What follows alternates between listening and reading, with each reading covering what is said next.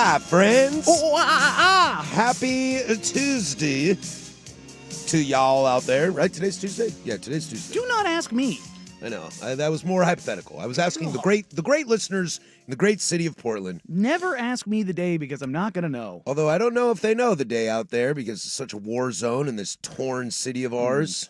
Fires everywhere. Oh, don't do this. You want to know how I always know it's Tuesday? Frog infestation. How? Because there is a Dirt and Sprague P1 who is absolutely committed to the bit. And every Tuesday morning when I get up and for the morning constitutional and I'm scrolling on my timeline, I see the same MASH meme that says, "What day is it? It's Tuesday." Every week, every Tuesday. Same guy. Interesting. Committed to the bit. Committed to the bit, huh? Yes. I don't know how much I get committed to bits, you know. I like them. I one time I decided to tell all my friends I was a flat earther. And it got to I'm sure that went over well. It did not go well. It went really poorly. Like I was just trying to have some fun with it, and I was like, "Yeah, me and Kyrie," because I love Kyrie Irving, how he plays basketball so well. So I was like, "I'll just be like Kyrie Irving, you know? I'll just be crazy like Kyrie." And so I decided to be a flat earther, and I had friends who were like, "I'm literally going to stop talking to you. Like, I will not be your friend. You are not a flat earther, Patrick. You do not think the earth is flat." I was like, I do, dude. I cannot be around you if you're going to literally be this stupid. It's like fishbowl lenses, dude. Like that's a big ruse. The earth is flat. They were like, "Dude, I'm going to punch you in the face if you continue to talk like this." And that lasted like 2 weeks. So I couldn't get into the bit. 2 weeks. Yeah, man. yeah. I mean, 2 weeks is a pretty good bit. They were really mad. That though. is 2 weeks. That's a pretty good bit for They 2 were weeks. really, really Like I keep a mad. bit going a couple days at most. Yeah. I lack the conviction to keep the bit going. Well, that's not true. We've had the serial killer one going for like 3+ years now. That's probably the longest running bit. Well, I've is ever it a had. bit if it's reality? Well, the thing is, I think he keeps the bit going as long as it takes for the body to start decomposing. Yeah, there you go. See, Back to the bodies. It's not huh? a problem. Back to the bodies. Just huh? you know, it can't be real if I'm just out here talking about it. Oh man. So you know, whatever. Whatevs. Look at you. You got a beer. This is like the concentric circles of beer. No, it's just an old 10-barrel sweatshirt. I have. Okay. It's comfy. Well, this studio is usually an ice box, so I dress accordingly. I like it. I don't. Icebox, yes, or the hoodie. Well, I like the hoodie. Oh, okay. I like the icebox. I just like being comfy. I literally I'm all mentioned fat to you and sassy over here, and I like getting. Walking into the studio as we were starting the show. I said it's set at 73 degrees in here right now. Well, maybe Suk wanted to feel like he was still in Portugal last night. Yeah, he absolutely did not. Yeah, I don't think. I imagine he doesn't like the studio hot. No, he used to fight.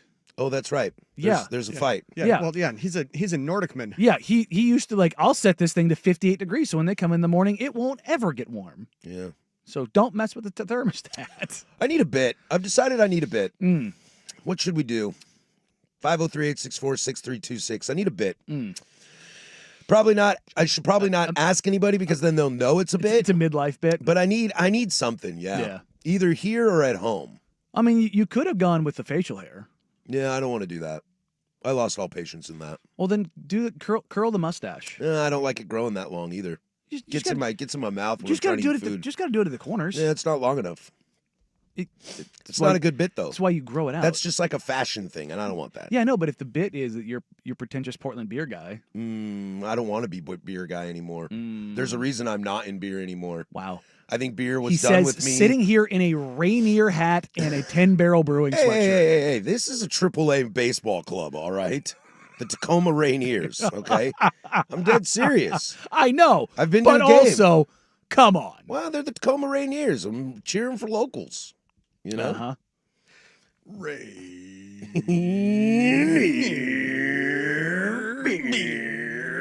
Yeah, the problem is, though, is if you tell people you're going to have a bit, then they know it's a bit, and then that's not fun. So it's kind of got to be like all natural or something. Yeah, I guess. I got Yeah. nothing for you. You got nothing? I got nothing for bit wise. Nah, man. I've got mine. Your bit is that you hate Shaden Sharp, Yeah, that's the one everyone throws at me. and is that, you yeah. hate Dante Moore. Yes. Those are your exactly, bits. Yes. What's funny is we talk about off air in between the commercials, and Harris knows exactly how I feel about both those guys, and yet everybody thinks I hate both of them, and it's just like, Well, you do. I listen to this show. I listen to this show every day, and every day I hear you say that. it's true. I say it every single day. Nobody listens to this show more than I do. Unfortunately, Well, you do too. Yeah. You missed a day though. I did. I got a day on you. I did. Rusty's way lagging behind. I know, right? He's lagging behind over there. He's double dutying though. Give him a little break. I'm just that's making true. notes for promos over here. Just Nice. that your bit is that you hate Shaden Sharp and Dante Moore. Oh, nice. Great. Great. That'll go over well. I'm sure it will. Yeah, we were talking about Dusty coming in the studio today. No, Dusty can't come in the studio today because he's not here. He's not here We today. run this place today. I'm gonna get a text message like, "Oh, really?" I would just like the record to state that I think Dusty Hara is a wonderful human being.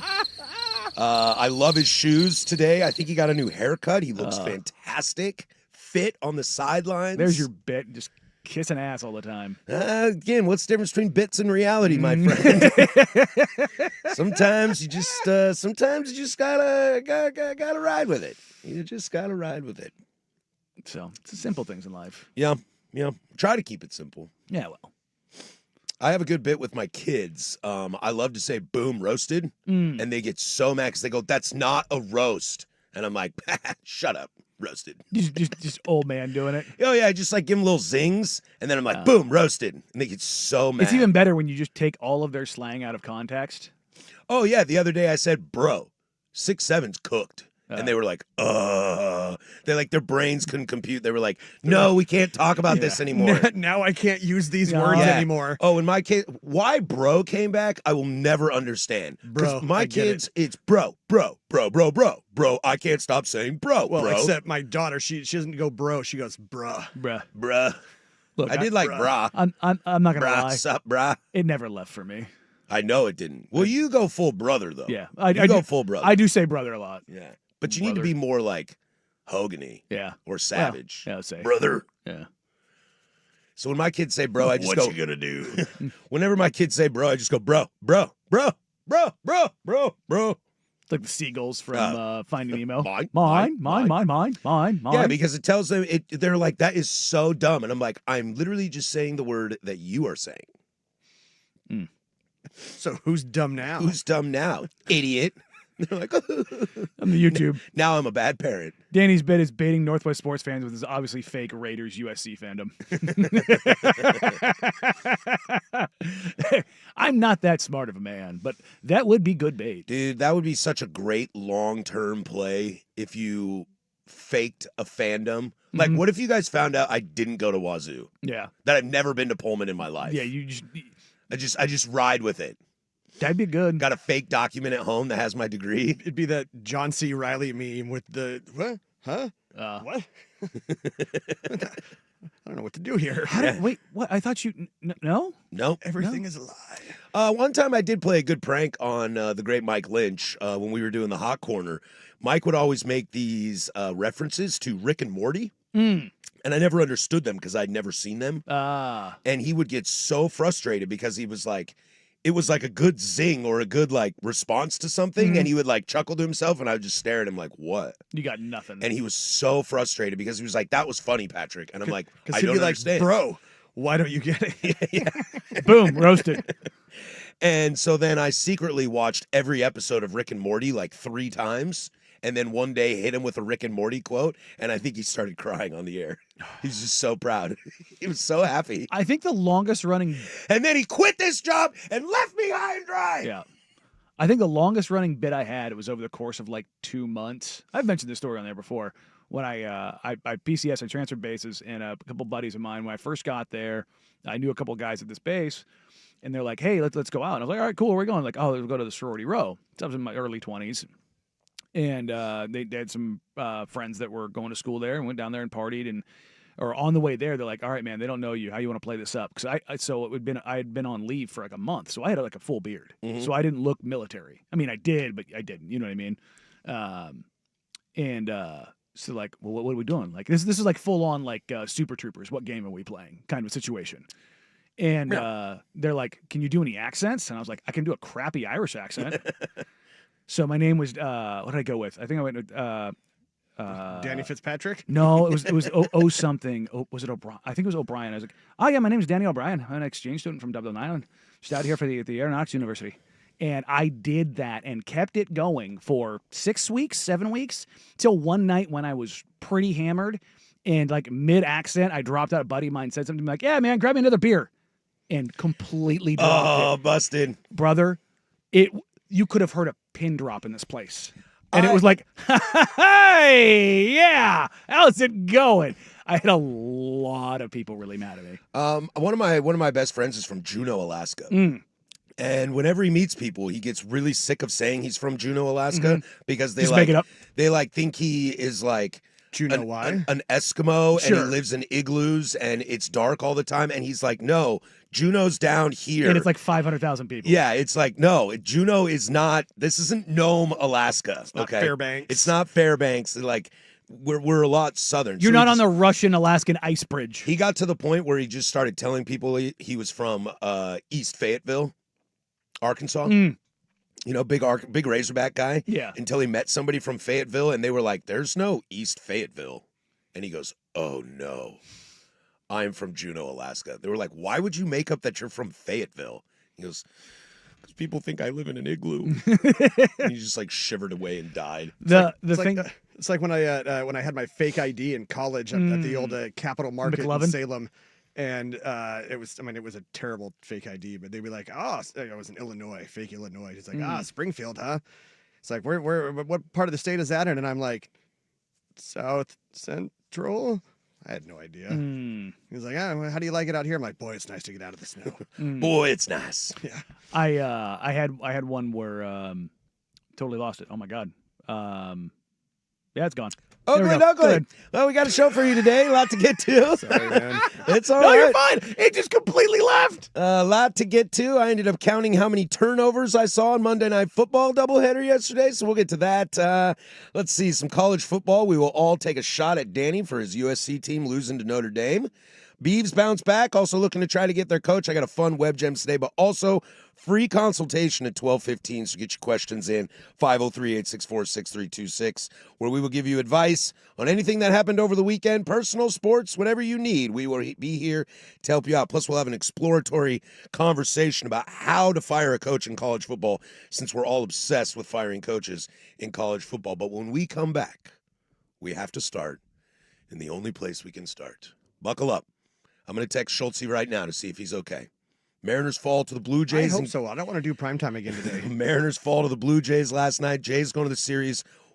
How the game played out, what this means for the Mariners going forward. We'll do that next. 105.1 The Fan.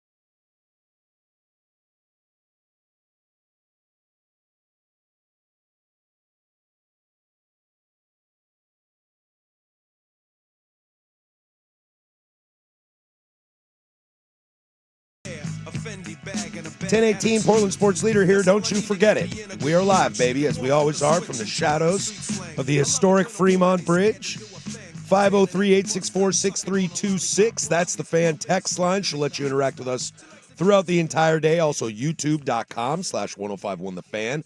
Come hang out in there. Gets a little weird in the chat sometimes. Gets a little weird over there sometimes. But come hang out with us. I'll read some texts here. Love you guys. Might want to say some nice things for the M's fans in your audience who are utterly devastated. Copy and paste again. If the Mariners lose Game 4, they will lose the series.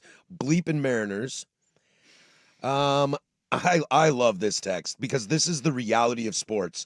And this is the question that people ask all the time. And this is why you would rather be there, because the feelings are the feelings. This texter says, I didn't realize the Mariners never making the playoffs was easier to deal with than the Mariners making the playoffs. Mm-hmm. That is why we watch sports, friend. Yep. That's why we watch sports.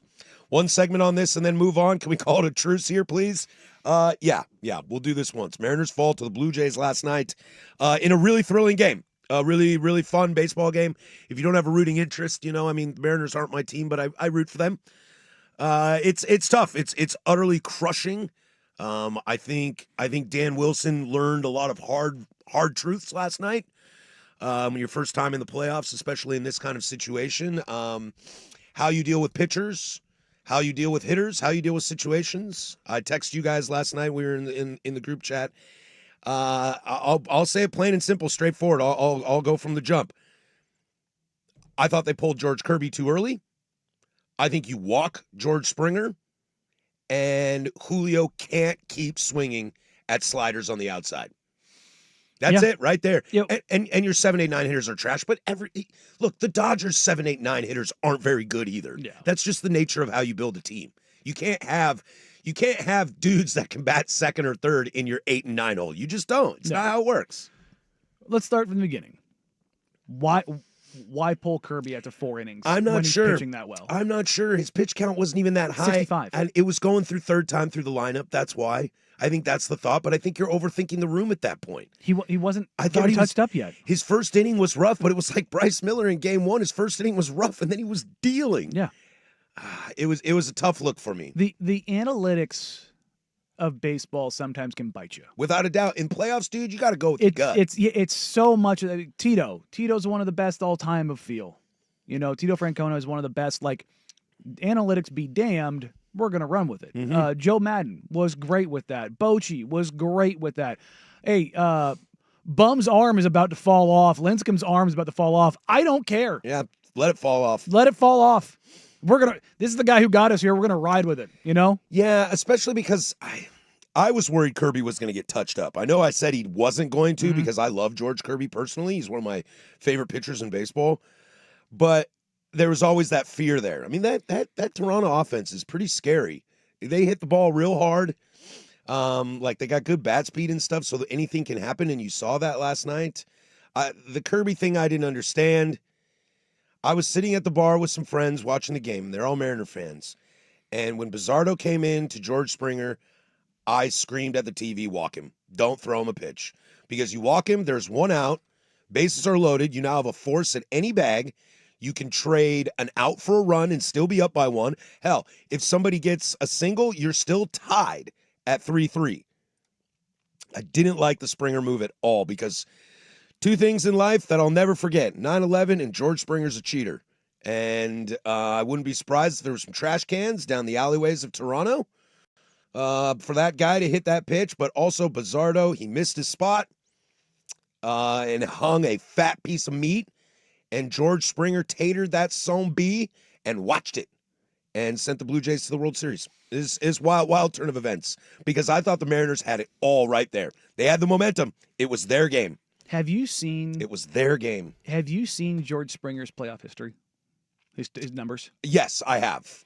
It's insane. He's one of the greatest postseason players of all time. He has 78 postseason games in his career. Mm-hmm.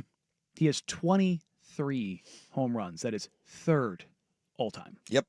Okay, 78 games. So that's roughly half a season. Mm-hmm. If you split this up in high leverage baseball in playoffs, His 162 game average would put him at 48 home runs, 98 RBI, 264 average, 883 OPS in high leverage baseball. That's wild. That's like Carlos Beltran on steroids. That's He insane. might have been on steroids. That's insane. Yeah. That's like you're talking about every time you get up to the plate, you matter. You know what I mean? Like that's every at bat you have in the playoffs is exponentially more important, and you are delivering over 1 out of every 4 times. Yeah, I think the approach to Springer was all wrong. Mm-hmm. You know, he dared you to do it, and you were like, okay, I will do it. And he To said, "See ya." To this texter's point, what about leaving Wu? And I honestly, if you were going to pitch to Bizzardo, or if you were going to pitch to Springer, I understand that Dan Wilson brought in Bizzardo to throw to Springer. But if you're going to throw to Springer, I would have left Wu in. Wu had such an amazing battle with Vladdy that Vladdy doesn't strike out this postseason. He does not strike out, and Wu got him. And seeing how he did that with Vladdy, I might have left Wu in if you're going to throw to Springer. The answer is you should have never Don't thrown throw to to him. Springer. You should have never thrown to him in that situation. Put him on base. Put a force out. Trade it out for a run. You're still winning this game. Mariners fans don't want to hear this, and I know George Springer's a cheater, all those kind of things. What a hell of a story to get drilled, come back, and then do this. I know. He's a hell of a player, man. He's a hell of a player. He didn't even win the MVP. They gave it to Vlad. Yeah. Well, I know. this is the only game that Vladdy wasn't an absolute monster. Yep. Yeah, they neutralized him. And I think that's what Dan Wilson was concerned about. That if he walked Springer, if Lucas got on, now all of a sudden now you're in big trouble. And now it's boy, if you don't get the double play, you're in trouble. And so I understand. I wouldn't have done that personally, but I'm also not a Major League Baseball manager. That's where I live. And it's a sad reality, guys. But you know what? I will be positive for you Mariner fans out there. As someone who has lost 2 World Series in my lifetimes in Game 7 extra innings, like, love your team. Great year. Absolute fantastic year. And you'll remember that. If you went up to any of those games talking to like Luke Anderson, one of my good buddies went to a game, like, you'll always have that memory. I went to Game 1 of the World Series with my mom. Like, that is awesome. Yeah. And I will never forget that. You had a great year. And you re-sign Naylor. You figure out what you're going to do at third base. Figure out what you're going to do with Polanco. Maybe trade an arm. And come back next year ready to go. The other side of that coin is this is the furthest you've ever gotten, and that franchise juju is there. Oh, you're such a jerk. I am. But how do you overcome this? By getting back on the schneid, man. Yeah. By getting back on. Getting in the cage. Don't go to Cancun. Keep working. No, go to Cancun. You deserve it. No, you gotta. Mariners fans enjoy this. This is the the thrill of victory and the agony of defeat. This is the agony side. You haven't gotten to enjoy the victory at the very top in the World Series. But to be fair, would it hurt more to lose now, or would it hurt more to get stomped by the Dodgers? Yeah, somebody asked me, like, who do you got winning the World Series now? You think Toronto can beat the Dodgers? And I said, no, I'll take the Dodgers in 3. I'll take the Dodgers to win this series in 3 games. I got a buddy who's a Dodger fan, and he, asked him, and he's he's die-hard Dodgers, and he's in my fantasy league, and we're buddies, and he was like, I'd rather play Toronto. Because we can hit their pitchers. Yeah. And you can stop hitting. It's hard to stop pitching. Mm-hmm. And that's why you don't want to play the Mariners because look, it requires man, team-wide discipline. With Wu back, they got 5. They're 5 deep in the starting rotation. And a bullpen that's nasty. And a 60 home run guy. And also a 24-year-old bona fide superstar in Julio Rodriguez. Like, I'll take the Dodgers in 3. It's a good place to build, though. Yeah. Sorry, Mariners fans. It sucks. But it's what it is, man. That's caring. This is the part about sports where if say you come back next year and you do make the World Series, and let's say you win it, it makes this that much sweeter. Totally, it really does. You got to knock on the door. Go ask the 03. Go ask the 03 Red Sox how they felt when Aaron flippin' Boone hit that home run. They won the World Series next year, coming down 3-0. Like, it can happen. I mean, you can do this. When you talk about bounce backs, the Toronto Blue Jays are 20 games out of first last year. And Schneider, they weren't here. And Schneider was going to get fired if they didn't make the playoffs, and they had the best record in the American League. So Be a fun World Series. There you Game one on Friday in Toronto, hosting a World Series. Hosting a World Series. When we come back, some thoughts on Monday Night Football last night, as I was wildly, wildly disappointed in just some overall sloppiness. We'll get to that next. But first, there's Rusty with sports. Now, from the George McCoy and Warren Allen Sports Desk, a Sports Center update on the Fan Sports Network, 105.1 FM and 1080 AM. First on The Fan, the 2025-26 NBA season begins this evening. A doubleheader on NBC and Peacock. Kevin Durant making his Rockets debut as his first team, the Thunder, raised their championship banner. That's a 4:30 tip. The Thunder are 7.5-point favorites. Coverage on 910 ESPN Portland starts at 4 o'clock. The nightcap at Crypto.com Arena. The Lakers minus LeBron James. He's out with an old man sciatica injury. They host the Warriors. Golden State are 2.5-point favorites. In the NFL, defensive end Brandon Graham deciding to come out of retirement and rejoin the Eagles on a one-year deal for his 16th season with the team. This comes on the heels of Zadarius Smith's sudden retirement last week. Buccaneers head coach Todd Bowles says receiver Mike Evans suffered a broken collarbone during last night's loss to the Lions, adding, quote, he'll be out mostly toward the end of the year, end quote. And Texans receiver Nico Collins suffered a concussion in the fourth quarter of last night's loss to the Seahawks. Head coach D'Amico Ryan says he'll be evaluated throughout the week. More sports scores and stories in 30 minutes. I'm Jeff Rust from the George McCoy at Warren Allen Sports Desk.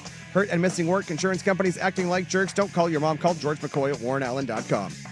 The home of Ducks game day. Before and after every Ducks football game this season. The Fan Sports Network, 105.1 FM and 1080 AM.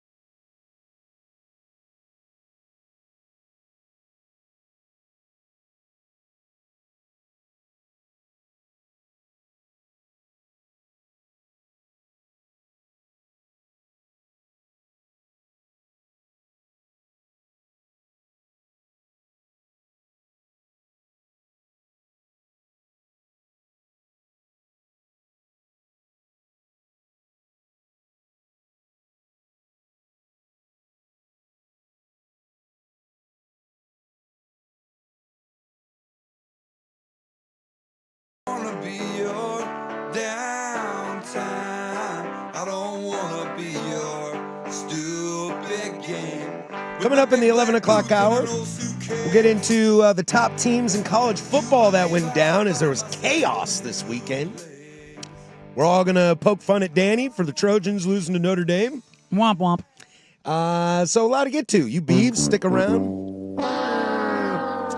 Beavs, stick around. We'll chat a little Oregon State as they have found the committee to find a coach. Yeah. Web Gems is a good one today. Plus, is it a committee and a search firm? It's a committee to hire a search firm. Yeah. I'm sure they're not getting paid either. You got two people doing the same job? Gonna have to fix that. I think I this need meeting, that drop. I think this meeting could have been an email. Yes. And then free consultation at 12:15. So get your questions in. Any help you need, we are here to give you what you need at 12:15. 503-864-6326. The YouTube chat as well. Before we were doing the show, I was doing a little bit of research and was looking at because as I'm watching the Mariner game intently, but I got the Monday Night Football games on the side, so I'm kind of side-eyeing it. And I felt like every time I looked over at either game, there was a turnover happening. I counted 8 turnovers between the two games, and then I realized I was wrong, and it was 9 because I forgot that Cooper Kupp threw an interception. 9 times. 9 times. 9 times. Sloppy football on both on all 4 teams involved. Games that I wanted to be really, really good. And for the most part, they were entertaining because it's the NFL. But boy, sloppy football. Can't make me watch that. Can't make me watch 2 games like that. 2 games. Also, R.I.P. Mike Evans. God, dude. Broken collarbone? Well, I was worried something else was wrong with him because when he hit the ground, he just lied there like he was dead. And I thought he bonked his head real hard. I've had a host of injuries, most of them. Collarbone, shoulder stuff is not something I've really suffered. I had a partially or whatever you call it, a mild dislocation of my right shoulder playing lacrosse once, and they were kind of reset it and go beyond that. That hurt like hell. Dusty's, I think, broken his collarbone or separated tore his labrum, I think is what it was. I've got another buddy who's had both labrums in his shoulder fully repaired. Another buddy who's broken his collarbone multiple times. I got a buddy who's had his shoulder dislocated twice. Yeah. Same one. All of them talk about how Dusty almost has a Brian Baldinger finger type situation going too. Yeah, but the shoulder, clavicle, collarbone situation, everybody I've always talked to says it hurts like hell. Yeah, I bet. And I'm like, yeah, dog. The upper body stuff, I'm a hard pass on that. And it's Evans was dealing with a hamstring, and he's always been dealing with something the last couple of years. And now you're just come on, man. It sucks. But when the window closes, it closes fast. Sometimes. Yeah, the 1,000-yard consecutive season streak it's over. It's over. That's a real bummer. He's not coming back this year. But none of these games were good. They were interesting, but nobody looked great. Well, the Lions look good. They did, but even Goff threw a pick, and they were a little chunky. But you know what I want to say? Jackson Smith and Jigba look pretty good. I was going to say JSN and Darnold. Darnold had some throws last night that were layered to JSN perfectly. Are you ready to come on board with me? Are you ready to jump on this Seahawks wagon? I think they're the second best team in the NFC West. I think the Rams are better. I think so too. I can't wait for them to play each other. But I think the Seahawks are a good team. I think they're really good. I think they're really good team. And they're still not full force on defense because they've got guys hurt every single week. Also, speaking of the hurt situation, this is what happens. The Bucs eventually get to a point where you just can't sustain it. And Baker, dude, I love you to death, buddy. You got to stop getting hit like that, man. Somebody has got to look out for this guy. Otherwise, he will be next to Mike Evans on the sideline. Yeah. Baker is taking hits, and he's being a G about it. Yep. He's being as the quarterbacks who dust themselves off. He's high on the list. As the kids say, he is straight gangster. Okay, he's got it for sure. But you can only take those hits as long. Eventually, they start catching up to you, and then bam, you're done for the year. C.J. Stroud, woof. What is wrong with that offense? They cannot figure it out. C.J. Stroud is what's wrong with that offense. It's C.J. Stroud. Is this Ohio State quarterback? I thought he was breaking the mold. I thought he was too, but there was a stat that came out of the game last night. He tied a career high with 13 off-target throws. That's awful. That is inexcusable. It's just that defense, man, was doing things. That defense they were hurting They're dudes. tough. But you've got to do something offensively. You've got to keep your defense off the field. You've got to keep drives going. You've got to score. There was a stat that came out of this that C.J. Stroud has played Mike McDonald 12 quarters of football. I think it was his debut game. He played in the first half or the second half against McDonald. Then he's played 3 other games. I'm sorry, no, 2 other games. Something along those lines. I can't remember what it was. But he has yet to put a touchdown drive together. That's insane. That's insane. Like he can't solve him. Are they the best 2-4 team you've ever seen? They're up there because that defense is They're really good. nasty. And I don't understand the CJ Stroud thing. And I don't know if you're a Texans fan where you go. You can't bail on him. No, he's shown that he can he's be not, good. He's not Justin Fields. No, he's not Terrell Pryor. No, he's good, but like, is he getting a little bit of the yips because his offensive line is just not there and his offensive weapons are just not healthy? Like, is that part of it? Like, is that where it's coming from? What is it about Ohio State quarterbacks? I think you said it last week. It's athletes. It's that they get athletes and not quarterbacks. Yeah. They got Will Howard and won a natty. Yeah, ding, that's ding, a good ding, point. ding, ding. Who won Cardell Jones. He was like the 3rd stringer. Yeah, but he also had a cannon for an arm. Yeah. He was less athlete and more Jamarcus Russell, where it's like just dumb talent. Sipping on some scissor. Yep. You ever had scissor? No, Patrick, I never have. It's not very good. Well, no, it's a legal substance that we are not supposed to partake in. Absolutely not. It's not very good. No, I mean, look, the amount of codeine syrup I had for many different injuries and stuff like that, and illnesses, ranges pretty high. But taking a look at these games, you know what? I can't believe I didn't mention this in the Bucs game. Jahmyr Gibbs looked phenomenal. Yeah, he's good. He dump truck dude. Don't get me wrong. How long was the long run? 78 yards. He had a 78-yard run, which was good, but he had a run in the 3rd quarter where he just shook off like 4 guys. Mm-hmm. That was the most impressive run of the game for me, where I just went, damn. Because you think about Gibbs, you think about how elite and explosive and shifty, and like, no, man, he was just hossing dudes. I've also decided that Rock Ya-Sin. Yep. Rock Ya-Sin is the best name in football right now. It's a great name. I really liked Amon St. Brown for a while. And Amon Smith Ra? and Jigba Yeah. is great as well. But I think it's Rock. I think Rock gets the cake for the best name in football right now. It's up there. Yeah. I mean, yeah. It's cool. It's a no-notes name. It's like, well done. Ha-ha, Clinton Dix, definitely up there. That's another banger of a name. But, yeah, Darnold, he had the pick, but he was impressive. It was an impressive, okay performance. Does that make sense? It does, because I think that's what Sam Darnold is. I think he's an impressive, okay quarterback. And with where Seattle is and the run game that they continue to attempt to establish at least every week, sometimes it works, sometimes it doesn't, but they give it a shot every single week. And then an elite receiver and an all-around great defense. You don't need a quarterback. You don't need Mahomes or Burrow or Lamar. You just need someone that ain't going to mess it up.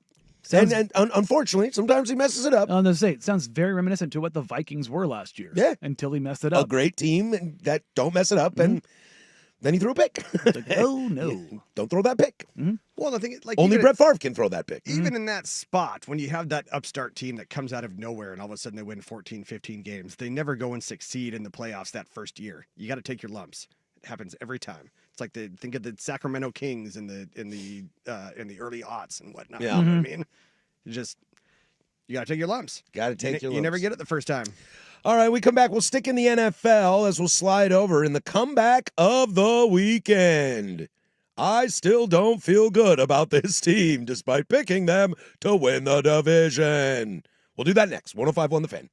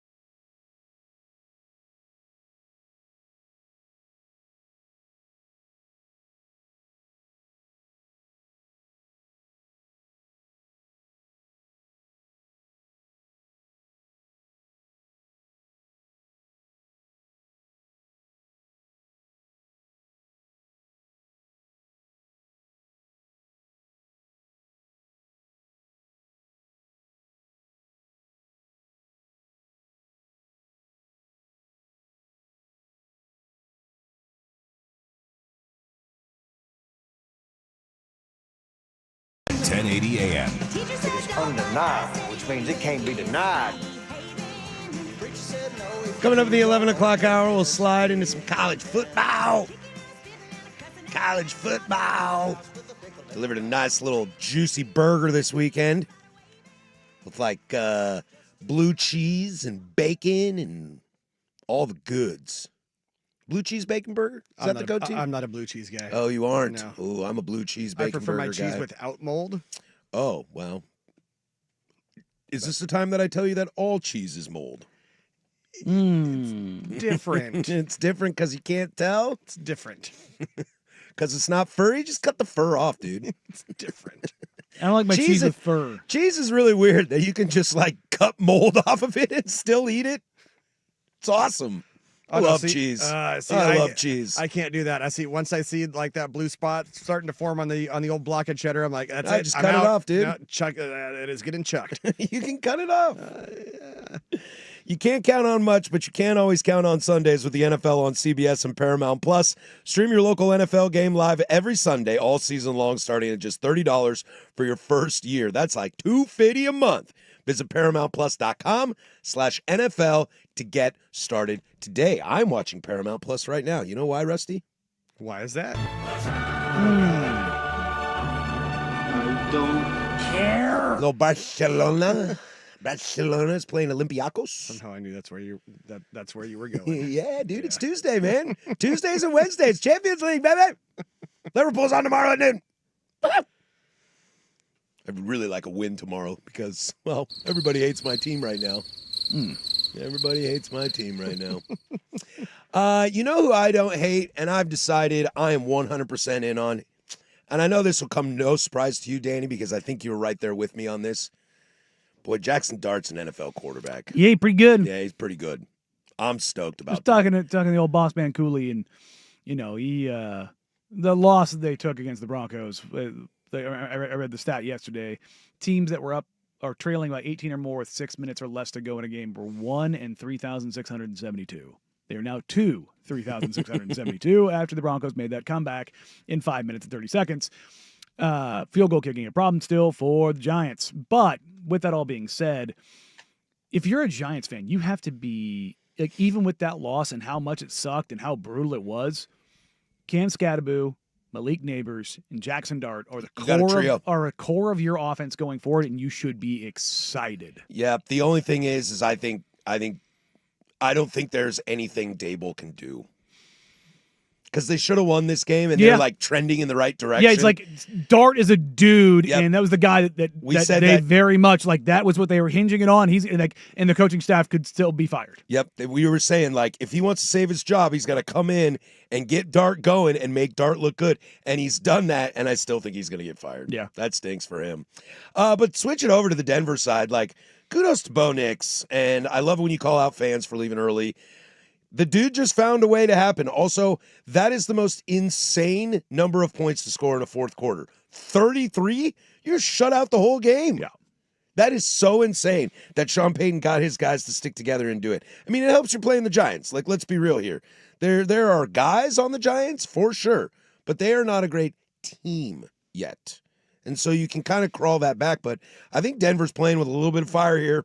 They've been playing with fire all season. Yeah, and it's going to bite you. It's going to bite you real hard, too, because, look, I famously took them to win the division and don't feel great about that. I mean, they're leading.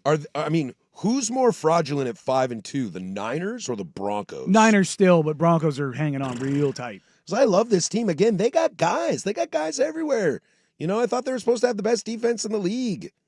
I mean, just real quick, play the coin toss here of this. They barely beat the Titans in week 1, the Broncos. I listened to that game on the radio coming back home from Seattle. They did barely lose to the Colts. Sorry. yeah, right? They did barely. I was like, what did I do? What did I do wrong here? Yeah. They lost. Who hates me? They lost the Colts by 1 on the road. They lost the Chargers. Colts are a good team. They lost the Chargers by 3. Chargers are also at that time they were a good team. They beat the Bengals 28-3 when they were broken, absolutely broken. It's still, but again, a good win against the Eagles, 21-17. That was the pre-Joe Flacco Cincinnati era. They beat the Jets 13-11 in one of the most egregious football games I've ever seen. And then they beat the Giants 33-32 needing one of the most miraculous fourth quarter comebacks in the history of the NFL. Yeah. It's fire. Now, But wins are wins. We don't care about style points in the NFL, all those things. But almost every single game, save the Bengals game, they have had an opportunity to lose the game. Now, they've won it, though. They've won it. Same way as the 49ers. That's what good teams do. Mm-hmm. They win in those spots. Cowboys, Texans, Raiders coming up. It's a nice little schedule for them. You play a very good offense, you play a very good defense, and then you play a very bad team. Very, very bad team. Wait, which one is that? Well, I mean, the Cowboys. Okay. No, it's not. It's Whatever makes you feel better. Damn it. Dude, is this a poop on Danny day? It is. I think this might be a poop on Danny That's why I'm day. wearing black, because I'm just dead. I don't know. Did you see that AI video yesterday? Which one? Never mind. Oh. Did I miss something fun? Yeah.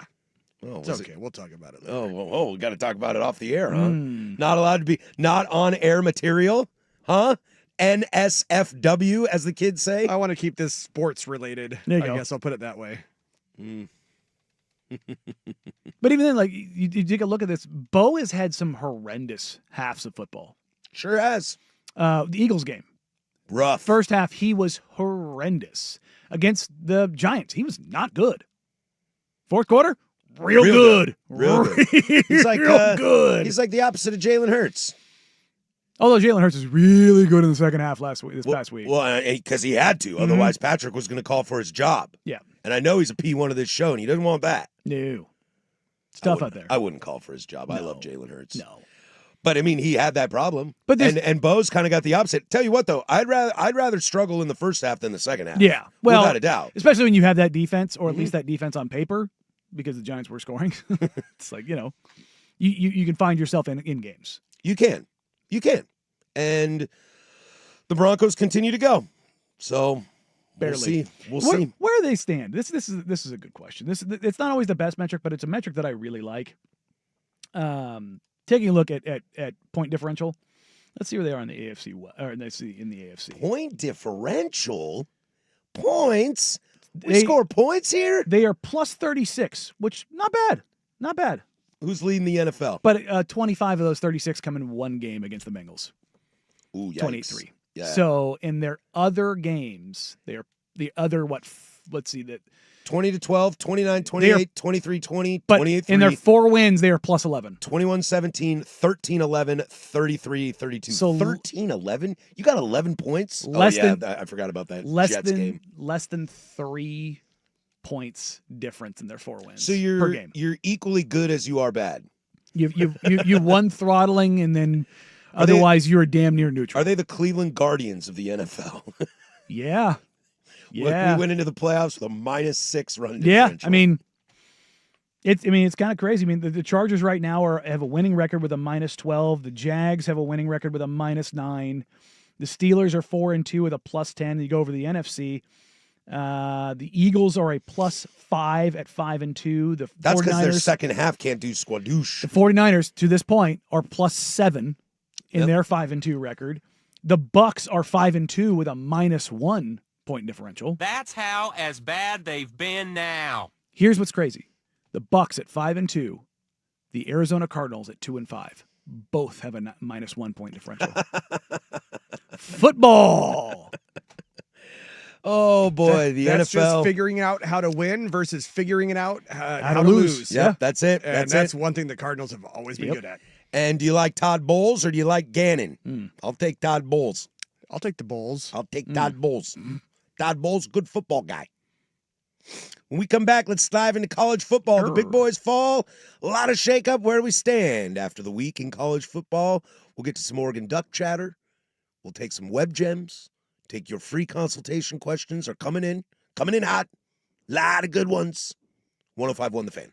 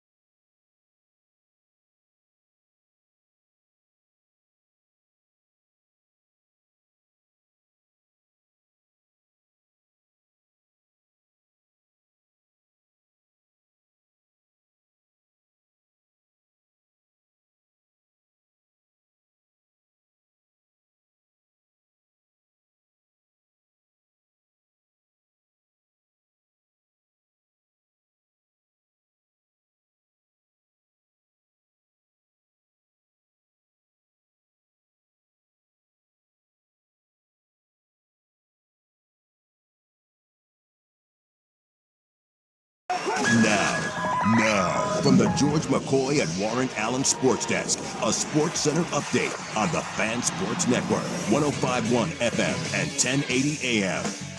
Jeff Rust here with your Sports Center update. First on The Fan, the 2025-26 NBA season begins this evening with a doubleheader on NBC and Peacock. Kevin Durant will make his Rockets debut as his first team, the Thunder, raise their championship banner. 4:30 tip. The Thunder are 7.5-point favorites. Coverage on 910 ESPN Portland starts at 4 o'clock. The nightcap at Crypto.com Arena. The Lakers minus LeBron James. He is out with sciatica. They host the Warriors. Golden State are 2.5-point favorites. Defensive end Brandon Graham deciding to come out of retirement and rejoin the Eagles on a one-year deal for his 16th season with the team. This comes on the heels of Zadarius Smith's sudden retirement last week. Buccaneers head coach Todd Bowles says receiver Mike Evans suffered a broken collarbone during last night's loss to the Lions, adding, quote, he'll be out mostly toward the end of the year, end quote. And Texans receiver Nico Collins suffered a concussion in the fourth quarter of last night's loss to the Seahawks. Head coach D'Amico Ryan says he'll be evaluated throughout the week. More sports scores and stories in 30 minutes. I'm Jeff Rust from the George McCoy at Warren Allen Sports Desk. Hurt and missing work, insurance companies acting like jerks. Don't call your mom. Call George McCoy at warrenallen.com. The home of the Fan Happy Hour with Luke Anderson. Weekdays 2 to 3. The Fan Sports Network. 105.1 FM and 1080 AM.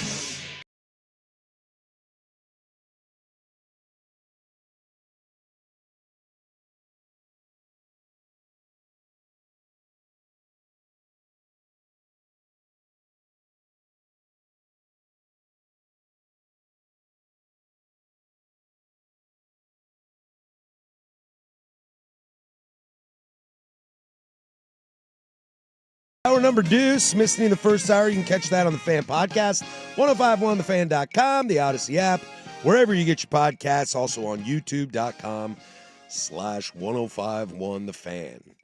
If you missed the mail sack this morning, you can catch that on the YouTubes or the Odyssey app. And the boys are back tonight in prime time. So if you missed that, you can check that on the Odyssey app. Let you fast forward, rewind, except for Into the Future, because that would be impossible. Coming up this hour. What do we got this hour? We're going to poop on Danny this hour with Notre Dame and USC. The Beavs rebound, and they got a search committee going to find a search committee to find a search committee. So we'll get to that, plus a fun web, James. But we'll start in college football. It's just kind of cleaning up from the weekend. We chatted about Miami yesterday. A lot of teams with high expectations took hits. Let's not forget Nebraska lost on Friday night to Minnesota. Got drubbed. Like, what's going on there?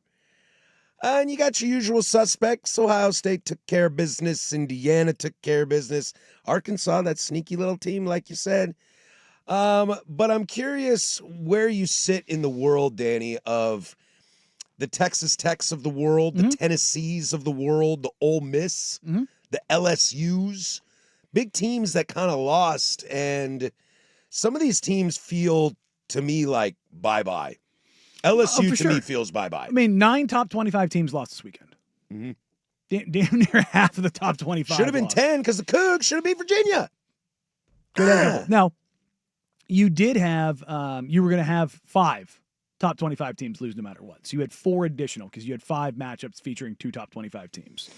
Like you had Georgia Ole Miss, you had USC Notre Dame. Those games were going to happen. But BYU Utah. Yeah, but beyond that, you had higher seeded teams that, whoa, what happened? Hey, Texas Tech, you got Sam Levited. Yeah. Oops. It's amazing what happens when you get a quarterback. Yeah.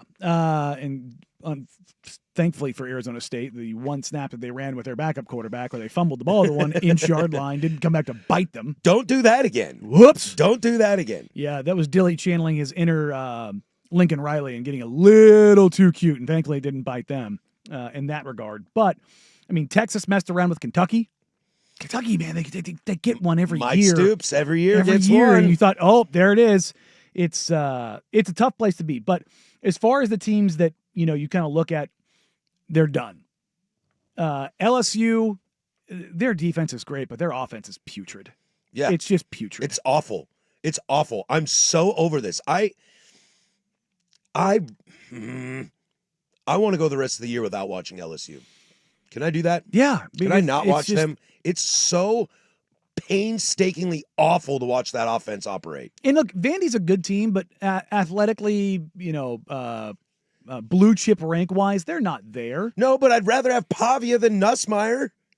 How How does Vanderbilt have a better quarterback than LSU? reasons? I don't know. Some guys just are able to get it done. I hope you all had a day. Yeah, you too, buddy. Damn it. Is that you and me? That's Yeah. you and me. Jinx, you owe me cook. Jinx blackout. You caught on. There you go. Miami crapping the bed against Louisville, but also I think Louisville's a better team than people give them credit for. They're a very good team. They're not a great team. They're just a very good team. Do you want to know who LSU's next two opponents are? It's brutal, isn't it? It's home against Texas A&M. Yeah. It's at Alabama. Yeah. Good luck. Arkansas, Western Kentucky, and then Oklahoma. You probably you something else. You probably lose in both those games. Yeah. And now you're 5-4. Now you might be talking. Brian Kelly might be on the hot seat. A&M, Bama, and Oklahoma could all be losses for LSU. I don't want to watch this offense anymore. I don't either. I don't want to watch it. I don't trust Oklahoma. I don't either, but I'll take Venables over Brian Kelly. God, what a terrible world to live in. I wouldn't. What a terrible world to live in. I know. I'd take Kelly. I'd probably over take Venables. Brian Kelly too. That's the god awful part of it. But Ugh. Minerals, vitamins. The Ole Miss Georgia game though. The Ole Miss Georgia game, I saw some prognosticators as it were talking about Ole Miss is in real trouble now. They lost by one score on the road between the hedges. They're not in trouble. They're not in trouble at all. They're not in trouble. In fact, their schedule is built in a way that they can recover from this no problem. They go out and they beat Oklahoma. Then they have Oklahoma next, and they have South Carolina, Citadel, Florida, Mississippi State. Florida's still got dudes, but how checked in are they going to be? Mississippi State's a That's fun a job little story. interview, dude. Yeah, That's a job interview for old Lane. Go in there and stomp a mud hole in the swamp, and then go. And gets. I want lots of money. I would like to get paid $14 million a year. Lots of I'm money. gonna bring a visor back to Florida. Right? Dude, visor back of Florida in the swamp would be amazing. But I don't look. It really would. Ole Miss is not in trouble. Tennessee's in trouble. Tennessee's in trouble. Now, I don't think anybody outside of Tennessee expected Tennessee to be maybe as good as they were to start the season. Yeah.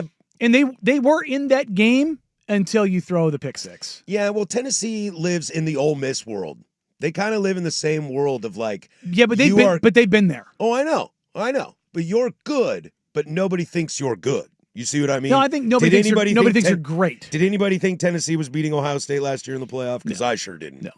Even though Ohio State had lost to Michigan, lost to Oregon that year, weren't looking great going into the playoff. And that's where everything fell apart with Nico. Yeah, he was totally horrendous in that game. Yeah, and it was cold in Columbus, and it was a dog. night game, and Tennessee got whooped. Yeah, I know they're right on the Mason-Dixon line there, and I think even going further north of that did not do them any favors. No. But also Nico did not look great. Now, Nico's kind of recovered here at UCLA, and maybe he would have at Tennessee. Maybe he needed the humbling. I don't know. Anyways, Tennessee, you're now 5-2. I believe their schedule is pretty simple on the way out. They've got Kentucky, Oklahoma, New Mexico State, Florida, Vandy. Not bad. You could end up 9-3. I like Vandy though in that game. I do. I mean, that's a rivalry game, right there. I think I would like Vandy just because I like the idea of Vandy, but I think Tennessee's talent profile is probably higher. But so is LSU's, so that's kind of where that sits. But I think Tennessee's out of the playoff picture for sure. I think so too. And we'll get to it here in just a minute, but USC's out of the playoff picture unless they run the table, which I don't think that's happening. I don't think that's happening either. We live in a world, my friend, where these teams are in the top 10. Indiana, Texas A&M, Georgia Tech, Ole Miss, and Vandy. God. With the likes of Bama, Georgia, Oregon, the U, and Ohio State. Well, then you go further down the top 25, though. At 11, it's BYU, then Notre Dame, Oklahoma, Texas Tech, Missouri, Virginia, Tennessee, South Florida, Louisville.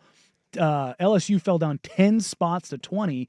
And then Cincinnati, Texas. That's kind of funny. Texas wins and falls again. They fell a spot. Well, they didn't look good. They looked terrible. But then Illinois, Arizona State, Michigan. Who's our ranked team that's out of the rankings right now? Preseason top 10, who's out of the rankings? Who was that? Right now, I don't think any. Well, Clemson. Oh, right. Clemson. They lost again. Yeah. Cooked. Dude, they lost again. Cooked. You know what? Let me pull up the preseason top 25 to make sure I'm not missing anything. No, it was Clemson. They're number 4. Oh, I know that, but I'm going to make sure I'm not missing somebody else that we need to dunk on for sucking at football. Yeah, for sure. Let's see. Boy, we sure love to like trash teams. Penn State. Oh, Penn State. Duh. We sure love to trash teams more than we like to praise them. Is that a fair statement? Oh, for sure. That's so in your preseason top 25, Texas 1, Penn State 2, Ohio State 3, Clemson, Georgia, Notre Dame, Oregon, Bama, LSU, Miami. That is your top 10. And if you go a little bit further, you get Miami, Arizona State, Illinois, South Carolina, Michigan, Florida, SMU, K-State, Oklahoma, A&M, Indiana, Ole Miss, Iowa State, Texas Tech, Tennessee, Boise State. You remember Iowa State against Kansas State in Dublin? Ugh. We were like, this could be the Big 12 right here. Both those teams suck. Well, that was the Big 12. You're like, no. Ooh. No. Who's that? I have a question for you. Shoot. So pre the entire landscape of the college football conferences changing. Let's go back to and pretend we're in the old Power 5 days where the Pac-12 was still the Pac-12. Okay. The good old days. Are today's Big 12 and ACC, can they even hold a candle to what the Pac-12 was? No. No. Because Absolutely I feel like, not. honestly, because everybody still wants to call it a P4, it's a P2. It is. It's a It P2. is. Without a doubt. It's a 2.5. Without a doubt, because Big 12 has got, like, BYU's a good team. because in the Pac-12, it's not just what's at top. You have Oregon, SC, UW as kind of the better it programs. was the middle and the bottom. But kind of the top program, maybe Arizona State you could throw in there. And as everybody top always liked to programs. poop on the Pac-12 because they always beat each other, which means that's a weaker conference. Right. Whereas when that happens in the SEC, it means it just proves that how deep they are. Yeah. Right, but like Arizona would catch Oregon, you know, with Marcus Mariota as the quarterback. You know, like that stuff can happen. Northwestern ain't catching Ohio State. Right. That ain't happening. And then you go over there and like, who's the worst team in the Big 12? West Virginia? I can't even tell you exactly who is in the Big 12 anymore. That's a Is it decent like point. Cincinnati there or They something? are, yes. What the hell, Yeah, man? But Cincinnati's good. Well, but they were. I see your point. Yeah. Yes, no, I don't think any of these conferences Oh, are better than the Pac-12. Not West Virginia. How did we miss this? Oklahoma State. Oh, right. Okay, State. Go Pokes. No, because Pac-12 top to bottom was solid, 100%. Even the Big Ten and the SEC aren't solid top to bottom. SEC's closer. But like even then, the Big 12 was regarded as a better conference than the Pac-12. No way. The Big Well, when they had Oklahoma, Texas, That's- maybe. Yes, Well, that's what that's- I'm saying. Is maybe, before yeah. everybody moved. Oh, yeah. Well, Oklahoma and Texas weren't very good. Well, Oklahoma was good. No, they were very good. With Lincoln Riley, Very yeah. good. Texas hasn't been good for a while. No, but the brand still mattered. Brand still mattered. But yeah, yeah. but so my point is that Pac-12 before everything broke up, greater than the current Big 12, Yes. Oh, yes. ACC, 100%. and those are to me You could no put- longer power conferences. I think you could put the And Big the- 12 and the ACC together, like cherry pick, and I'd still take the Pac-12. I wouldn't. I would. I Shaw at Stanford, Peterson at UW. Oh, if you're talking that era, sure. Like that specific era. I just even mean the last season the Pac-12 Yeah. stood as a unit. I mean, that was one of the best past Pac-12 seasons overall. Without a doubt, Like UW went to a natty. That conference was loaded. yeah, but it's like Bo Nix was at Oregon. Yeah. But to me, Bo Nix Caleb was at Williams was winning a at Heisman. USC. But yeah. today, these days, it seems like the Big 12 and the ACC, they seem more like I know. Oh, the group bottom of five yeah. conferences than a The, power the conference. middle bottoms are just I think their geography helps prop them up. Yes. I think they're in the South, and it just Yeah. means more down there. There we go. Hey, I think that's Sorry, what that it was is. convoluted. No, It no, took no, a no, long I get what time you're to saying. get there. 100%. That was great. No, I enjoyed that little conversation. We like to sniff our own farts every now and then. Totally. We love talking about. I was going to ask this West Coast, question. West Coast. I was going to ask this question real quick. Who's having a more disappointing season, Clemson or Penn State? Yes. I'm going to say Clemson. I think it's Clemson Yeah. too. Is it because we assumed James Franklin wouldn't get the job done? I mean, Dado's done it twice. Yeah. Well, but they were talked about as a, I don't want to say a favorite, but a national championship contender. Top two. I mean, What did they start? Penn State Did they was start- two. They started two. I had Clemson was beating. 4. I had Clemson beating Oregon in the Natty. So Yeah. I don't know what to tell I you. think with that fall that they've had, I think that automatically makes them more disappointing. I just think As holistically. much as I want to pee all over Dabo. Yeah, no, I think holistically, I would just go with Clemson because Clemson's done it multiple times, where Penn State hasn't. Yeah. College football. We'll stay in college football. We'll turn it over to Notre Dame USC. A game for the ages, said nobody. maybe. Oh, no, it was a great game. It was an okay game. I would say particularly the first half. First half was really good. Poop on Danny time here. 105.1 The Fan.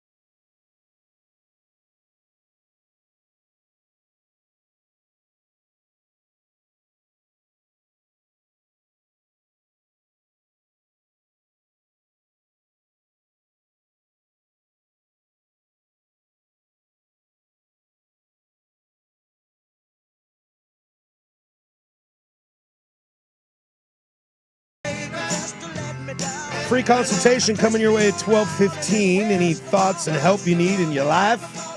Sports related? Is it your wife? Is it your kids? Catching babies, unlike Aguilar. I need to get that drop too. Those are welcome. 503-864-6326. Also on the YouTube chat as well. We'll stick in college football here for a little bit. One of the games of the week that we're all looking forward to, mostly just kind of tease you over there, my man. Notre Dame takes down USC, and I think what's fascinating about this game is I think you were correct. No, USC was pretty good in the first half. I'm not quite sure what went down in the second half, and you were texting me about it when we were chatting over the weekend. You not happy with Lincoln Riley, were you? No, I wasn't. I thought he got way too cute with stuff. And they continued to try to run the ball against a Notre Dame front that was going to sit there and stack the box and say, we're going to play single coverage on the best wide receiver in college football. I don't care how wet it is. Don't have him throw the ball. Have your Heisman Trophy candidate quarterback throw the freaking ball. Yeah. Because every time they went to Lemon, every time they went to Lane, every time they went to McCree, guess what? Chunk play, chunk play, chunk play, chunk play. They couldn't do anything with him. Yeah, Lane had 6 catches for 111 yards. They were cooking. Yeah. And they became predictable as hell. First down, 12 personnel, run the ball up the middle. Most of the tight ends in, get the additional blockers. It was like, they're waiting on that. Okay, fine. How about we play action this one time? And then they did it, and they had McCree. The only mistake, Maeva finished with 2 picks. The second one was an end of game, throw it up. I don't count that. The only mistake that USC had from an execution standpoint was Maeva throwing the dig route behind the wide receiver and the DB going, thanks, dog. Yeah, what was this a mistake about? that he hasn't made all season. Yeah. And defensively, they got cute. They decided, we're going to make Jeremiah Love beat us. No! No, don't do that, because he Load did. the freaking box and make CJ Carr, who can't complete a pass, beat you, dummy. What are we doing? They stayed in a too-high safety shell the whole game. If you told me that Jeremiah Love was going to have 228 yards on the ground against USC, I would have thought they won by 40. Yeah, because USC's offense is very good, but the problem was they couldn't get Notre Dame off the field. Are you sure you like Lincoln Riley? I do. I do like him, as especially as an offensive mind. This is the first time he's really offensively bothered me, where I thought he got cute. Do we like Lincoln Riley as much as we hated Clay Helton? I never hated Clay Helton. I did. There was just nothing to get up about with him. Because there was no personality. There's no identity. Because we've seen a couple of statistics pop up this week. Clay Helton was a better coach. Clay Helton and Lincoln Riley and their records at USC. The only thing Lincoln Riley has that Clay Helton doesn't at USC is a Heisman Trophy. Well, and that's it. And I think one more win through this point in their careers. Because old Lincoln hasn't beat Notre Dame yet. And Clay Helton did beat Notre Dame. Different Notre Dame teams. Understood. Different USC teams, too. I hope this rivalry keeps going. It's really fun. I think they're going to find a way. I also think going to South Bend on Saturday night is a really hard place to play. It is. It is a very, very difficult place to play. Look, the play that broke USC was the kickoff return. That's what killed them. That's what killed them. Yeah. That you march down the field and score, and then you kick it off and you immediately give it right back. I mean, that and the turnover battle, I mean, I know we're not counting the second pick, but, Mekhi Lemon had a fumble. Yeah, I mean, it was and the pick, the gift. Yeah, Maeva making a mistake he doesn't make, and then Lemon being put in. It's like Cooper Kupp throwing the pick last night. You don't put that guy in that position. I was like, what are you doing, bro? Mekhi, eat it, dog. Yeah, eat it. Because he's been so good this year. Yeah, he's been probably the best wide receiver in college football. He has had an insane catch that you just can't believe every single game. But him and Lane were just cooking, and they went away from it. And it was just like, look, man, you've got 2 offensive linemen injured. You're on your 4th running back. He is a walk-on. Yeah. And King Miller's story previously against Michigan, was insane. But you have a guy that's going to be a day 1 wide receiver, and Maeva might be a day 1 quarterback. Easy, Rod. Eat them. He might be. He might be. If you're asking me of the quarterbacks in the country right now, if I'm an NFL team, he's top 5 on my board. Yeah, but the quarterback class is really weird. Again, yeah, I'm not saying it's a great class, and it's not because he's a USC guy. Just go look at what he's done. Oh yeah, I mean they're the number 1 offense still in football. Yeah, it's a very good offense, but they just. And I'm not taking away from Notre Dame here. Notre Dame they executed well. They knew their identity. They're the better team too. I don't think they are. I think they're the better team. I don't think they're the better team. I think they're better to their identity. That's what I think it is. I think they're better coached. Yeah, sure. I think Bremen's a better coach. They have the better ground game. Sure. They don't have a better quarterback. Their defense was not that great. And they've got what's supposed to be one of the best corners in the country, and it didn't matter. Yeah, but USC's defense isn't very good either. No, I don't think so either. USC has the receivers for sure. Mm-hmm. But you know what? Going back to that quarterback thing, we keep saying each week, CJ Carr. Nice little quarterback. No, they won in spite of him. Nice. He was not good in that game. Yeah, but he's coming along, I think. I think he's going through the growing pains of being He was 16 of 26 for $136. I understand. And he had 3 balls that should have been picked, and he ended up with 1. And they won the game. Yeah. Again, winning in spite of him. No, that's winning in spite of him. He's taking his lumps as a freshman quarterback. No, he's entirely fine. I like where he's going. No. If you're talking about freshman quarterbacks and those guys, I think he's certainly one of the best out there. Because I think it's a benefit for him to have a crappy game and win against the rival and win. Yeah, because you got a crappy. It's better to lose. It's better to learn in a win than a loss. You don't want to be Bo Nix and have a crappy game against UW. Yeah, or Arch Manning. Yeah, or Arch Manning against Oklahoma or Ohio State. Ohio State. Yeah, you don't want that. So if you can have a crappy game. And I don't remember if Bo Nix had a crappy game against UW. I was just using it as an example. If you want to take your lumps, get a W. Yeah, against your rivals. So kudos to CJ Carr on that. But yeah, USC should have been able to walk out of there with a chances. Win. Oh, they had plenty of chances. Don't look now, my friend. But Notre Dame is the 12th ranked team in the nation. Saw that coming, didn't you? You know what's gross? Michigan is ranked 25th, and who did they lose to last week? USC. Remind me again. What record does Michigan have? Are they 5-2? They are 5-2. What record does USC have? They are also 5-2. Okay. And what 2 games have USC lost? To Illinois and Notre Dame. So ranked road opponents. Road opponents by a combined 12 points. Yeah. Yeah. I'm not salty about that at all. If we not at all. Transitive property with everything, then let's do this. Indiana got their asses whooped by 53, or Illinois did by Indiana by 53 points. Everybody wants to pee all over Oregon's win against Penn State, who was then a top opponent? 3. There we go. So basically, and then Oregon went out and they beat Penn State 3 straight games. But everybody wants to take that away and not hold it up as a top 3 defeat. Well, after Oregon and Ohio State and Indiana, there's a big drop-off. Mm-hmm. Then you get to Illinois, Michigan, SC, Iowa. You live in that world. And it's weird to hold Indiana in that top tier. It is weird. It's really weird. As they say, IU. Yeah. I have to learn to call them IU. Whatever. I don't. I'm going with Indiana. I'm sticking with Indiana. Your state. I'm sticking with Indiana. Bobby Knight still laying on his tummy in his grave so everybody can kiss his ass, right? That's right.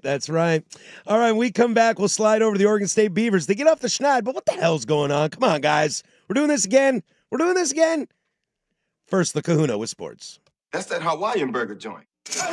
Now, from the George McCoy and Warren Allen Sports Desk, a Sports Center update on the Fan Sports Network, 105.1 FM and 1080 AM.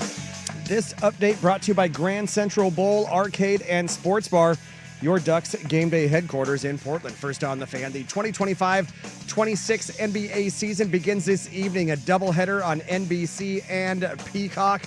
Kevin Durant will make his Rockets debut as his first team, the Thunder. They raise their championship banner. It's a 4:30 tip. Thunder are 7.5-point favorites. Coverage on 910 ESPN Portland starts at 4 o'clock. The nightcap at Crypto.com Arena. The Lakers, minus LeBron James. He's got sciatica, just like every other, 44-year-old. Hosting the Warriors.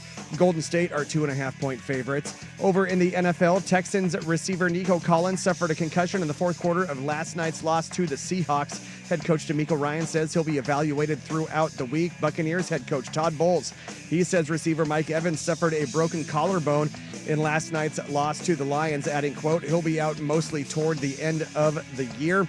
And defensive end Brandon Graham coming out of retirement. He's going to rejoin the Eagles on a 1-year deal for his 16th season with the team.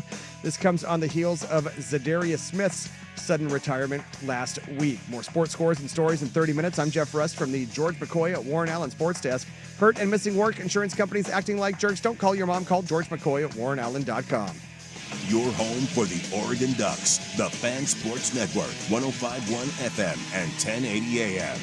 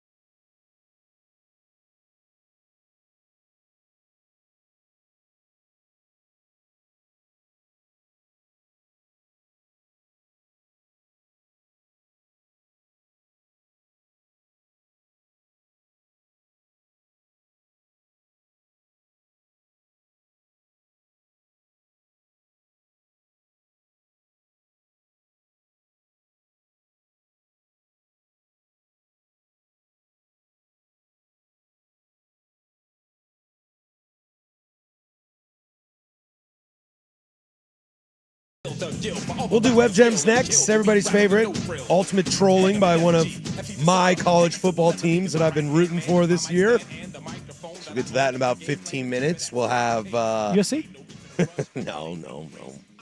No. It is in California, though. Oh. It is in California. Might have to do with family? No. Okay. No, we'll get to that. And then at the top of the noon hour in the big nooner, we'll get to how to fire a coach, as I think there's 3 different ways to do it that we've seen. Which one's the best route, and what would you want your school to do if you were in those situations? Plus free consultation at 12:15. Get those questions in 503-864-6326 or on the YouTube chat. We'll get to that at 12:15. But right here, the Oregon State Beavers won a football game. Yeah, go Beavers! We're going to play that offensive line. We're going to recruit here. We're going to get people come Corvallis, open Cajun restaurant, go Beavers. Yep, Big O is on his way. I'm joking. But a search committee has been put together for Oregon State's next football coach. Sure. They are joining athletic director Scott Barnes, the most popular man in the state of Oregon right now. Along the committee are also Brandon Cooks, former wide receiver, NFL stud, former Oregon State volleyball player, and current Lululemon executive, Nikki Newberger, members of the athletic director board of advisors, Enrici and Ariser, former head coach Mike Riley, and a former real estate executive turned chair of the athletic director board of advisors, John Stirrick. Does this instill a lot of go get them, guys? This reads like, hey, what if we just brought back some people and people that we know, and these are people that people like, and so we'll put them in that'll work, right? Who on here is like Who's actually qualified? Mike Riley. I'm sure Mike Riley watches football every single week. Just because you don't coach doesn't mean you're not still diehard football. Sure, but I mean, you bring in Riley. It was which one of the brothers did they bring in? Brandon Cooks. Oh, I'm sorry, so Brandon Cooks. Okay, so because you have the Cookses and you have the Rogers. The Rogers. At least they're bringing somebody back in that capacity, because Lord knows they've failed in every single measure there. Yeah, and the Brandon Cooks one is weird because it's it feels like Scott Barnes was forced to do it, but now he's trying to take credit for it. But that's what I mean.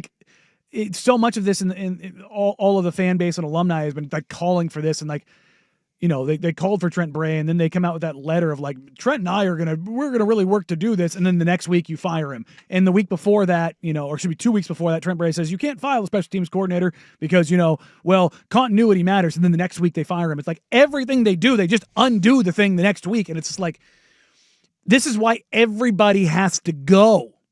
Yeah, and what you're trying to figure out is kind of strange too, because they're going to hire DHR Global as their search firm. So a search firm that bring in the committee. Search firm brings you 5 candidates, and then this committee chooses? Sure. I mean, are we doing a jury pool kind of a thing? Guilty, not guilty, and hired, not hired? How do you do this? Is this a blackball situation? You get sequestered? Does Scott Barnes have final say? Because if so, then what's the point? Yeah. You know what it is? Honestly, here, look, I'm going to be nothing but cynical and pessimistic here. This is Scott Barnes saying, whoa, it wasn't me. See, we had the committee. It's to protect himself. Yeah. It's to deflect. And isn't that what you would do? If you're the guy, if I were Scott Barnes, I'd be in Cancun right now. I would just step away from that job and walk away. But no, I'm saying if you want, I don't know if I could do a job where everybody hated me so much. But I mean, you want to be that guy and be the one who's there. Are you aware of what we do for a living? Yeah, fair. Touche, my friend. But you know what I mean? That screams we had this committee. It wasn't just me. It doesn't. The buck doesn't stop with me. This isn't where everything ends. I wasn't responsible for all of this. But, you know what I mean? There's so many different ways you can go about it. Mm-hmm. It gives you that coverage. I think I saw the list. The top 5 candidates for the Oregon State job. Mm-hmm. Where is it? I've got to find it. I'm gonna guess. Is it a whole lot of who? No. It's dudes. Where are you? This is terrible. I'm sorry. I was not prepared. Brett Vegan. Is that how you say his name at Montana State? Couldn't tell you. There's that. Ryan Grubb. Okay. Alabama's offensive coordinator. Yeah. He's a Washington dude. Why would he want to go? No idea. Okay, just keep going. The last offensive coordinators for Nick Saban are at Texas and Ole Miss. Yeah. Nick Rolovich. I'm telling you, stay away. Yeah. Just trust me on that one. Alex Golish. I mean, that'd be Is that a better job than South Florida? They might go to the playoff. No, absolutely not. Exactly. But money. John Sumrall at Troy. Couldn't tell you. Apparently that is a good name, right? I remember the Apparently, Summerall yeah. name, unless he has a sibling or somebody else out there with the same name. But 38-10 record at Troy and Tulane. He coached at Kentucky and Ole Miss. So it is the guy I'm thinking of. And your last one, Go Beavers. Edo. Is he on the list? He's on the list. Love it. He's on the list. It's great, but it's not happening. God, all right, Dusty. Yeah, man. What is this, dude? Why is everybody anti-Ed Orgeron to Oregon State? I am not anti-Ed Orgeron to Oregon State. I think you're anti-Ed Orgeron. I'm just trying to be realistic here and be why the F would Ed Orgeron go to Corvallis right now? Because he wants to coach that bad? I mean, look, this is going to sound terrible, and I'm sorry, Bees fan. What coach wants to? Why? Because it's a head coaching job in power football. And there's just not. There's so just that's not why that maybe many you of got them. your Summerall or like the look Grubb as an Alabama OC. That ain't happening. That's not happening. You got as much chance of that as Ed Orgeron. Montana State guy, sure, but listen. These are the ranks that you're in. But I mean, it worked for Jimmy Rogers in Washington State. Go Cougs. Jimmy Rogers is great. I'm happy to have old Jimmy Rogers. I mean, you look at the guys that have come up. You know, the coach at North Texas. You've got Golish at USF. Like you've got plenty of coaches that are young and up and coming, and you can go young and take those opportunities and those chances. And the coaches that are working their way up, you can go older. And like Indiana, they went and got Signetti from JMU. Like, yeah, he was successful, but nobody thought that the coach at JMU. He was coaching, was it high school football 15 years ago? Well, I think one thing too that this committee really needs to try to do that would benefit them all long term is they got to change the perception of Oregon State right now, because Oregon State's a good job. It's a good job. Mm-hmm. We are just so blind to what's it's a happened different. recently. It's a different job. It's a different job, but it's a good job. We are blind to the recency bias that things are so aesthetically miserable down there that it seems like a worse job than it actually is. Mm-hmm. Oklahoma State's going through the same thing right now. That job seems real bad. It's not. That's a good job. Mm-hmm. Oklahoma State is a great job, and whoever they get is probably going to do really well. I mean, do they bring him to the promised land? I don't know. Oregon State can be that too. It's just the perception is so bad down there and so sad and dysfunctional that nobody's running to sign up to be a part of it. Mm-hmm. And that makes things tough. And so good luck, Oregon State. There's your committee put together to go get a firm. Not this firm. No. We would hire a legit coach. I mean, yeah. Our firm. You guys would go 10 toes down on Ed O. Hell yeah, I would. Well, no, I would actually go after names. Look, what's the worst James Franklin's going to say to you? No. But if Scott Barnes came out and said, I reached out to James Franklin to see if he was interested in coaching, and he told me no, don't think that would go a little bit ways in the fan base? That's like if I said, if I went out on the street and I saw Scarlett Johansson, I said, worst you can do is say no. Still, though, I think I would give you, but I'd be like, damn, Russ, you took a shot at Scarlett Johansson? Shoot, I'd laugh. I'd laugh too, but I'd be like, damn, I'm impressed. But the thing is, I'm proud of you. The thing is, me in that scenario, that is Oregon State and Ed O. Still, I think things like that though would invigorate the fan base. I'm calling Bartu. Give me the Matrix. All right, call Bartu. I didn't know Bartu was a coach, but good luck. No, he's. I know. Come on now. I'm making a joke. It's called a joke, dude. It bombed. You let it bomb. No. If you would have laughed, it would have been funny. No, it has to be funny for me to laugh. All right, when we come back, it's Web Gems, everybody's favorite. Trolling the greatest football coach of all time. That's what they do at the Cal Golden Bears these days. We'll do that next. 105.1 The Fan.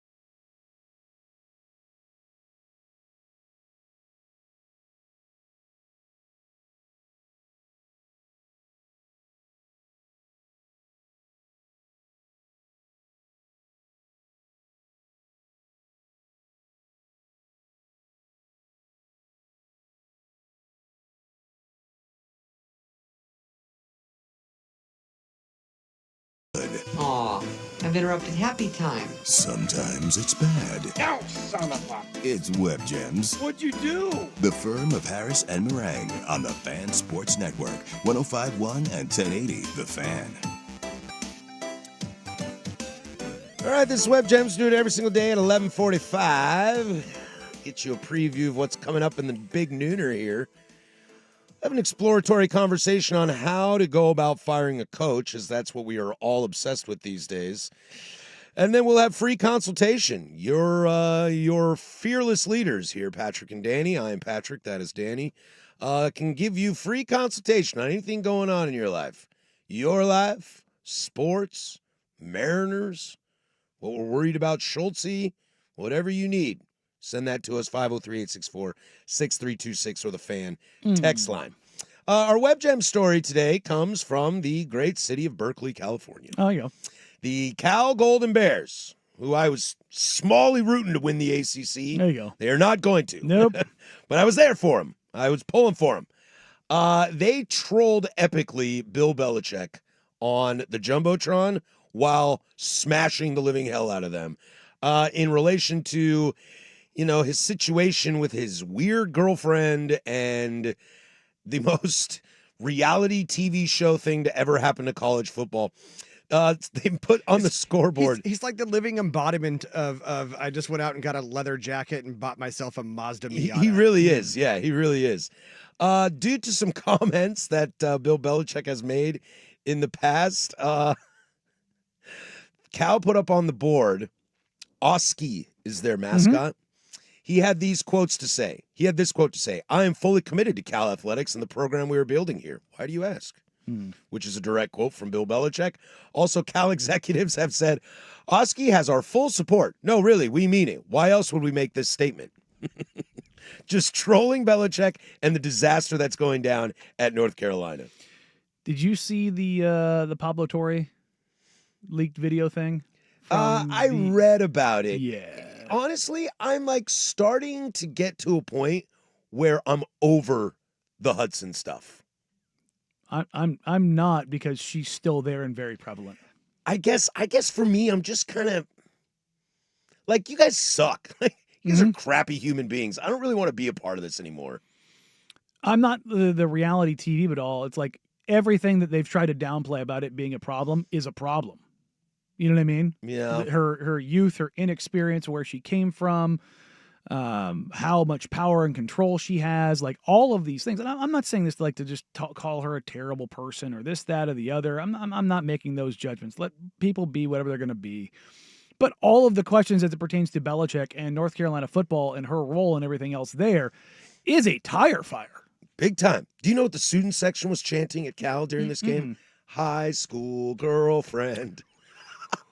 Wow. That's it. You're the greatest coach of all time, bro. And you're cooked. Yeah. Bro, nobody's 6'7" cooked. Oh, God. Nobody's, don't ever do that again. Don't ever do that again. Now you sound like my kids. God. They're right. They are right. They're right. I know they're right. God, that completely just broke me. Gross. No, I mean, with everything that is going on there, I mean, the stain of it all, man. Does Belichick's kid, who's kind of the coach in waiting kind of situation, does this taint him? It has to. You know what I mean? That part of it all is just this is so bad that nobody's even giving Belichick props anymore for doing the walk of shame. No. You know what I mean? Even if you want to be the dirty dude who's oh yeah, he's got a 24-year-old girlfriend. Everybody's looking at that now yeah, this is not good. I love this text. It was never good to begin with, but yeah. I love this texter. When does it become elder abuse? That is the truth. Time back in your medicine, Bill. Back in my day, I won 6 Super Bowls. Sure you did, Grandpa. Yeah. Let's get you to bed. Let's get you to bed. Yeah, man. It's a sad way to go out. Also, be careful when you go up against smart kids. When you're playing the Cows and the Stanfords of the world, don't step in it. Don't step in it. They'll creatively thrash you. They'll creatively thrash you. Texas Tech will throw tortillas at you. They'll mentally abuse you. Yeah, because they're idiots. But you go to the nerds, man, the nerds are going to rip you a fatty. But you can punch them in the face. Sure, but they don't deserve to get punched in the face. I can tell you who did. Slight deviation. For anybody that did not see the obnoxious Oregon State students that were yelling 6-7 behind the WEZI reporter at the game, I am this is a maybe I'll save it for Stand on 10 Toes, but I should. But instead, I don't want to see that kid in trouble. But I hope people in his life and people around him have bullied him sufficiently. Like nothing egregious. I don't want him in trouble, but I want to inflict emotional abuse on him. Yeah, just a mild. This is the most Danny Meringue statement I've heard in a long time. I mean, whoever was like standing around there that didn't haul off and grab that kid by the neck or punch him in the face while he was doing that.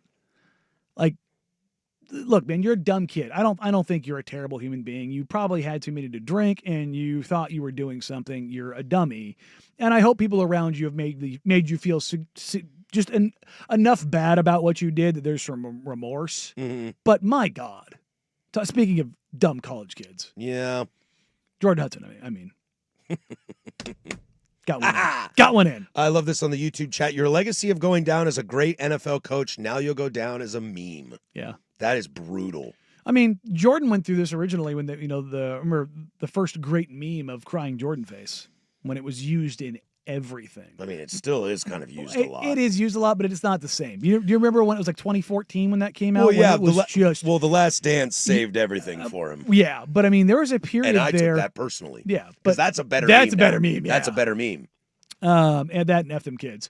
But like. You're like that was the meme of Michael Jordan and not him with his legs spread and the Jordan logo in a game. Yeah. You know what I mean? Like that's a tough one. Bill Belichick's going to go like he's going to be a laughingstock on the way out. That's like who have we seen this with? And I'm not talking about like guys like Lance Armstrong or Barry Bonds who had like stuff that we all were like, boo. Like you suck. I hate you. This has nothing to do with anything to do with sport. Right. You know what I mean? Yeah. It's just bad decisions. Yeah. And not like criminally bad or like. He got bad intentions. Yeah. It's just, it sucks. It does. Like, I don't like Belichick. I don't like him at all. I hate the Patriots, but I'm still sitting here going. I don't like any of my sports greats going down like this. No, it's sad. It's really sad. That's why it's elder abuse. I don't like it.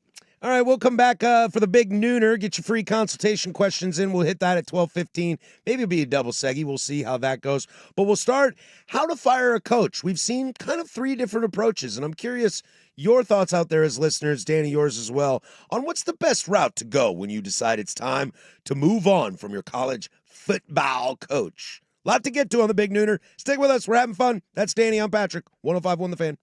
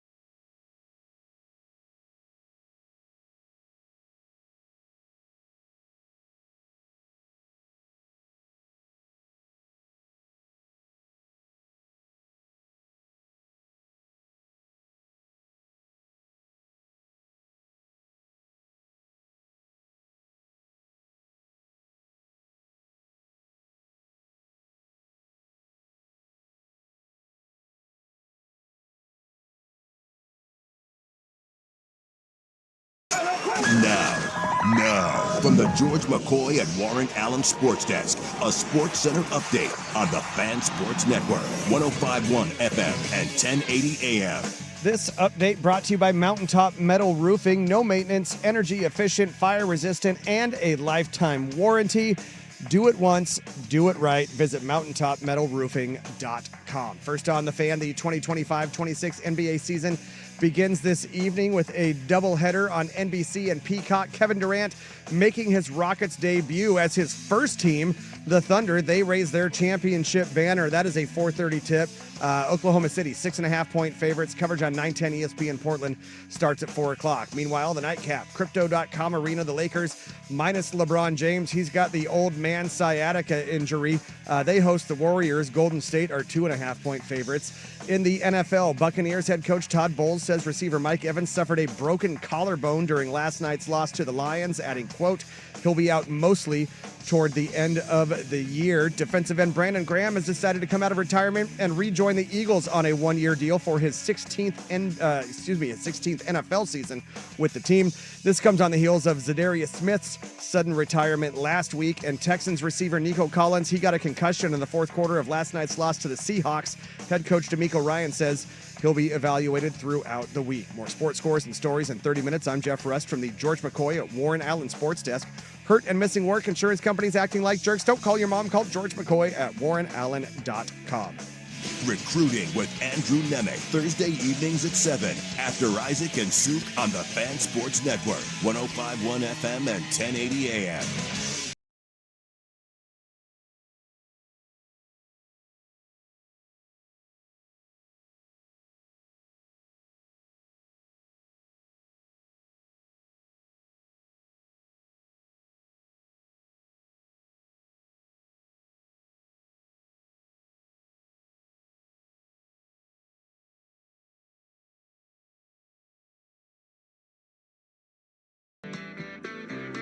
All right, 2 down, 1 to go here on the Big Nooner. Coming up at 1 o'clock, you'll get Ducks Insider from 1 to 2 with Joey Mack. The Fan Happy Hour with Luke Anderson from 2 to 3, and then it's prime time, baby. Full force back in action. Isaac Everett Rupp, Jason Sukanik, into your eyeballs, earballs, whatever they are, from 3 to 7, finishing up all the way home. 13 hours of continuous, live, local, regional sports talk radio. Coming up in 15 minutes, we'll get to final consultation. We'll take any of your questions and desires and needs, whatever tickles your fancy. Come across the board there at 12:15. If we get enough of them, as they're starting to pour in, as we get enough of them, we will do a double seggy. If not, we'll probably talk some basketball because there's hoops tonight. Hoops tonight. You know what? My wife does not know that the NBA starts tonight, and I think it is going to devastate her when she finds that out. Why? Because I'm going to watch basketball tonight. Well, be careful here, because there's 82 of these things. I know. Look, you're the psychopath that's going to make me talk Blazers every day. Yeah, but that's what I'm saying. Make sure you aren't using them up for other games.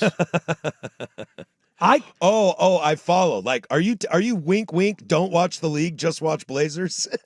Just to ease her into that a little bit, because this is not football, brother. If I get 18 weeks, if I get 82 games, I should choose all of them to be Blazer games. I would choose most of them, at least 65 of them, to be Blazers games. One for each loss the Blazers have this year. Yeah. Boom, roasted.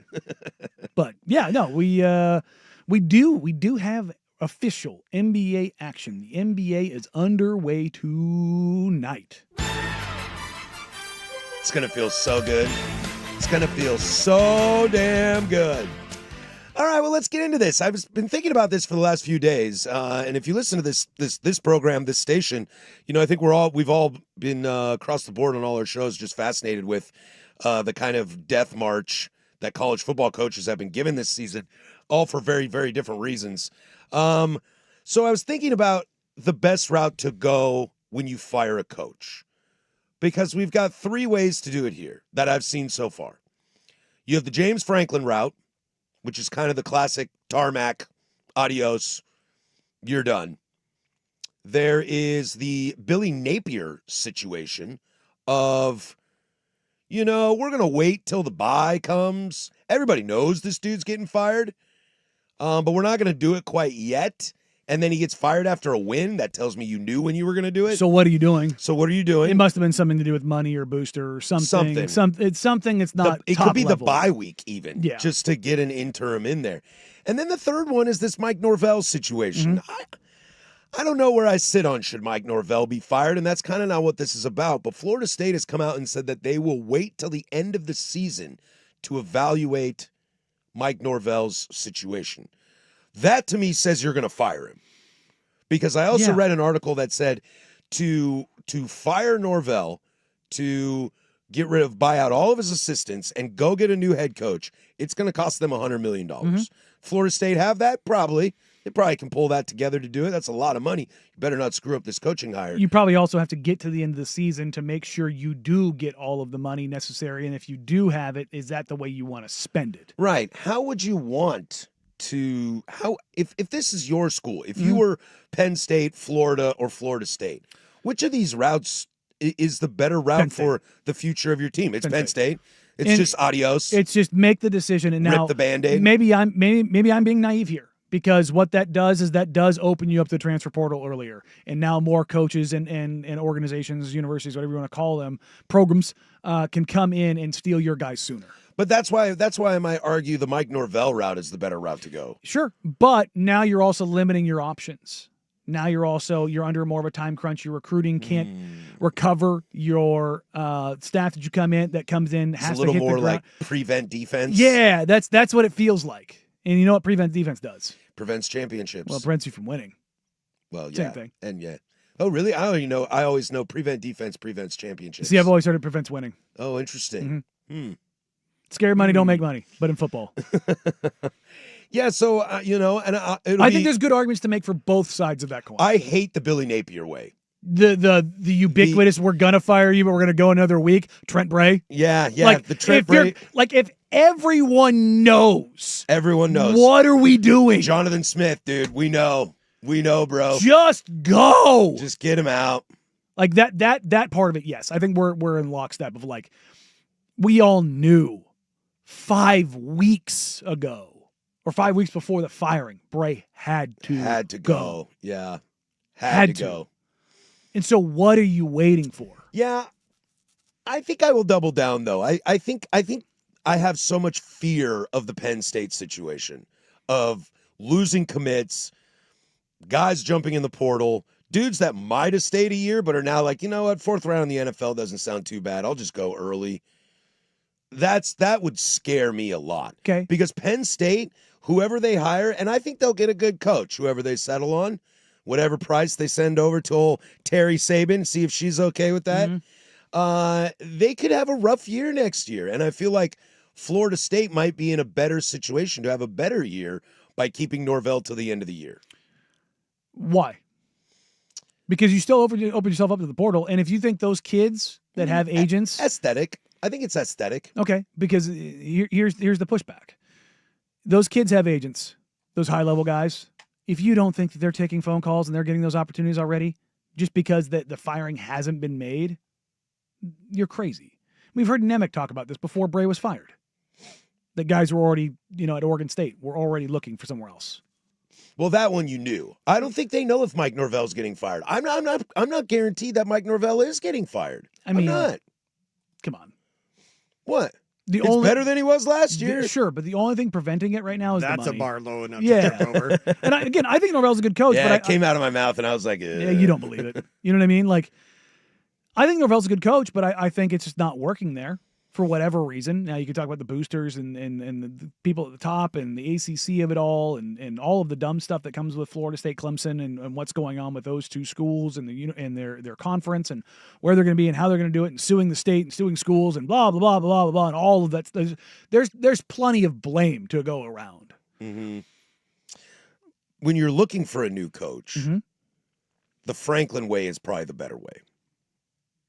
Yeah. Because you get out in front of it first. And you have... What's the most marquee job open right now? It's Penn State. Yeah. Well, Penn State or Florida, depends on how you look at it. Depends on how you look at it. I think right now it's Penn State. I think Florida has some unrealistic expectations down there that I don't want to follow up with. The expectations at Penn State were a championship this year. Just remember. That was just this year, though. Okay. Florida thinks they should be winning 12 games every year. Which team, which university, which program in the last 20 years has multiple titles? That would be Florida. Okay. Thus creating unrealistic expectations. I don't think they're unrealistic. I still think that Penn State, though, has a better chance of succeeding in the Big Ten than Florida does in the SEC. Sure. Ding. But I can what is one of the 3 hottest recruiting beds in the country? Florida. Okay. Florida, Texas, and Cali. Yep. And these days, that doesn't matter with NIL deals because people and teams, the good recruiting teams, they go out all over the country. Sure. Oregon is hitting places all over the country. They're getting kids out of Florida, Georgia, but Texas, Alabama. You know what's better is when they're in your backyard. But Penn State also had a leg up on Florida to go already start talking to dudes to see who they want. Well, legal tampering, as Jeff Russ would call it. God, I hate you. But you know what I mean. I do. I get it. The Penn State, Florida, which job is a better job is a fascinating argument. Is a fascinating conversation because I'm not sure. Yeah. I'm not sure. I think now I am sure it's Penn State. I think I would rather coach at Penn State than Florida. Patrick Harris, 10 toes down. I would rather coach at Florida at Penn State than Florida. Because even at Penn State, you know that you're still dealing with Ohio State. And even though Michigan is down right now, Ohio State, Michigan, Oregon, there's going to be some Washington things, whatever, what have you. But in the SEC, you're always going to be looking up at Alabama and Georgia and but Florida. Now Texas, Oklahoma, yes. But Florida and their school and that organization, that fan base, they don't look at it that way. They don't. Well, here's the thing, though. Before Kirby, Georgia wasn't this. Georgia was a top mid-tier SEC program. Before Saban, Alabama wasn't this after Bear Bryant. No, Mike Price recruited one guy and then got fired, and Shula was a disaster. So this whole idea of you can't step up and another team takes a step back I don't believe in it at all. I agree with you. I Texas agree with A&M, you. look where they are right now. I agree with you as well, but Nick Saban retired and Alabama's a top 10 team. Sure. So it's I get it that you can They got their up there. hiring right. Understood, but those guys aren't going anywhere. Yeah, but look at Texas A&M. Elko might be the guy, and there they are. And Elko might be the guy at Penn State next year. But my point is, if you get Oregon, they were not what they are now before Lanning. They were ascending, certainly. And that's the whole thing.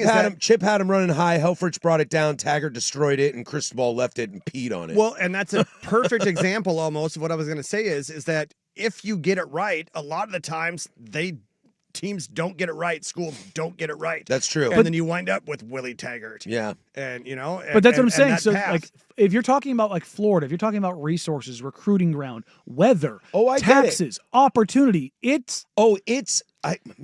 we phrased this wrong. And in the SEC, you're still probably number 4, number 5 in that yeah, regard. Maybe we phrased this wrong. Florida might be a better job than Penn State. I don't want it. That's fair. That's I don't want That's entirely fair. But that's the thing is you have to have a guy somewhere that wants it. Somebody who wants to take on that opportunity. Look, where I give Lanning all the credit is he could have jumped ship multiple times. He may eventually do it. I don't think so. I think he might be a guy that's at Oregon for 15 years. I think he might be too.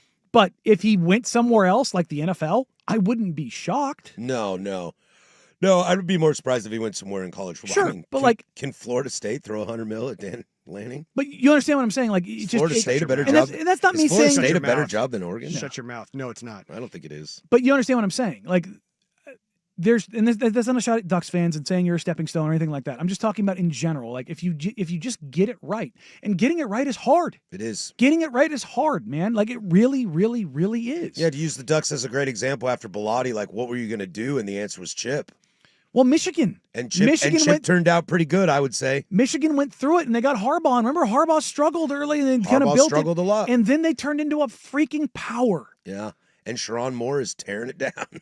But you understand, that's what I mean. That's the difference between getting it right and getting it wrong. It's very easy to get it wrong. It's hard to get it right. Ryan Day, even though he was really good. Bro was getting fired last year. Yes. About to win back-to-back natties. That's what I mean. If you get it right, you can talk about what the SEC is.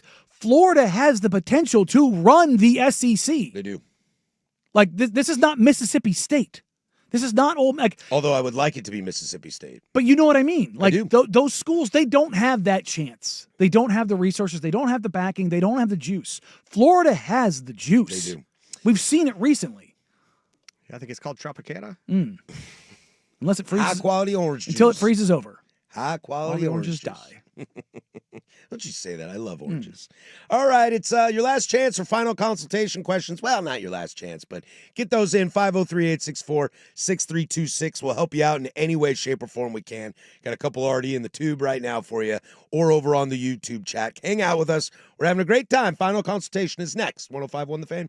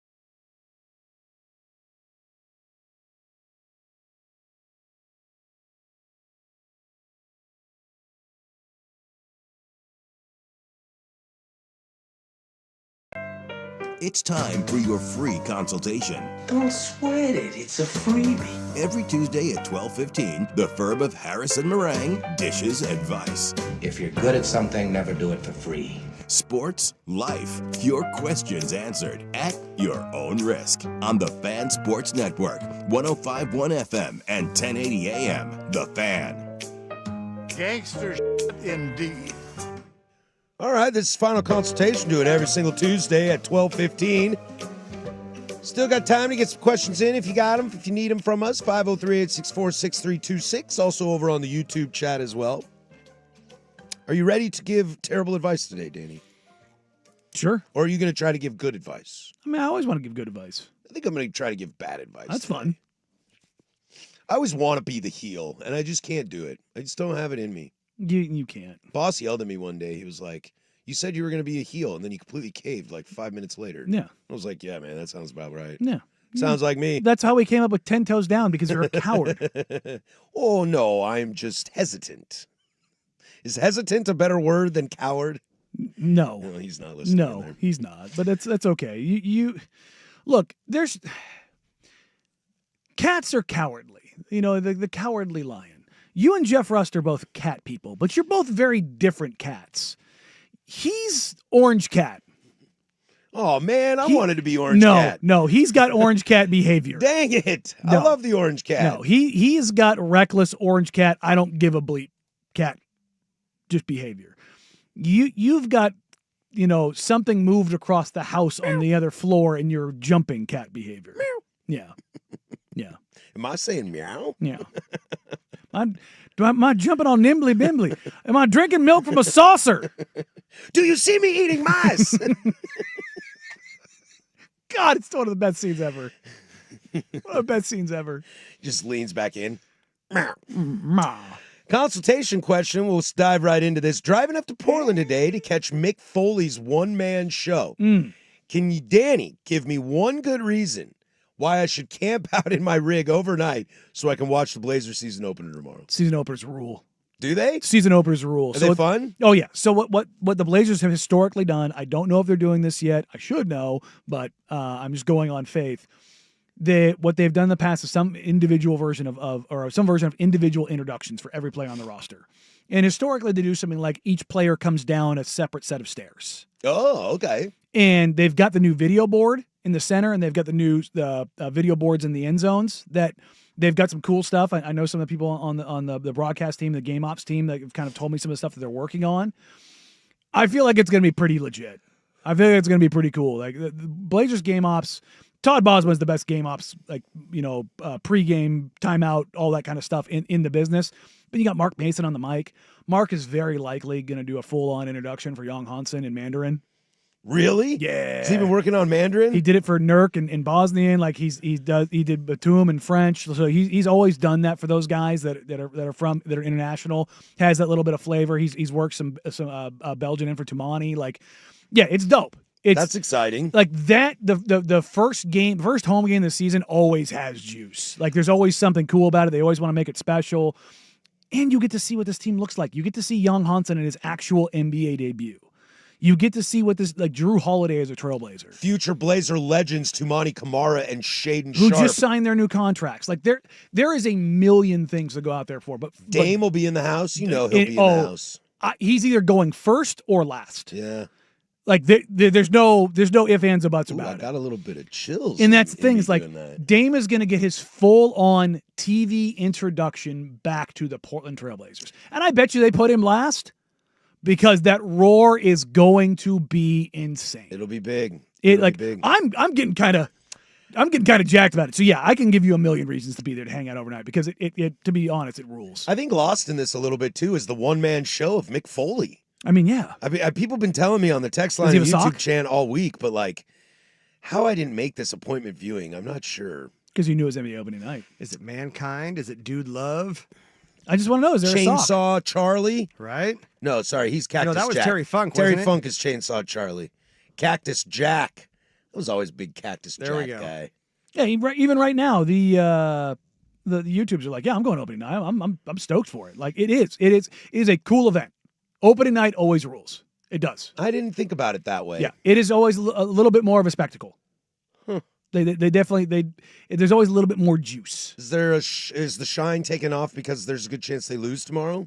No, not necessarily. I mean, they played the Timberwolves the game 5 and 6 last year, or game 7 last year. Is that still just a party? Isn't that what Donovan went 17-12 and 7 or 17-12 and 8? It was early in the season. He had a monster game where he had 5 blocks in the fourth quarter, and Minnesota looked disjointed as hell. I think they beat him twice, if I remember right.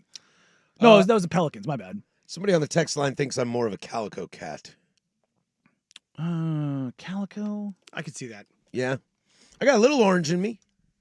My gray tabby, she's got a little orange. I was in gonna her. say because the orange, that's usually a tabby. Yeah. Yeah, no, we said you were orange cat. You get to be orange guys, tabby. You were yeah, taking I'm the care big of some fat of it. one that likes to eat lasagna. Yes, no. Look, I'm not gonna lie. For the record, I'm jealous, Rust. Yeah, I wanna be you. he wanted to be you, and I was like, no, I did have Garfield in my head when I was like, Jeff Rust is orange cat energy because you guys are both because we were talking about him being a coward, and you were not cowardly, cat. A couple other phrases. You know what? Look, I might be. I'm not gonna. No. Lie. If you guys are both cats in the pecking order of cowardly, he is winning the gold medal. A couple other words used on the fan text line 503-864-6326. Yikes. Diplomatic, I like that word. That sounds good. Also, Diplomatic is a word that a coward would use. Also, Patrick just sounds like a well-trained married man. You damn right, baby. There we go. There Happy we go. wife, happy life. There we go. I wish I knew how that goes. My wife thanks you for that one. My wife This is your thanks wife texting in. I don't want to hear it. you. She's busy teaching preschoolers the future of America, all right? It's nap time. Don't fool me.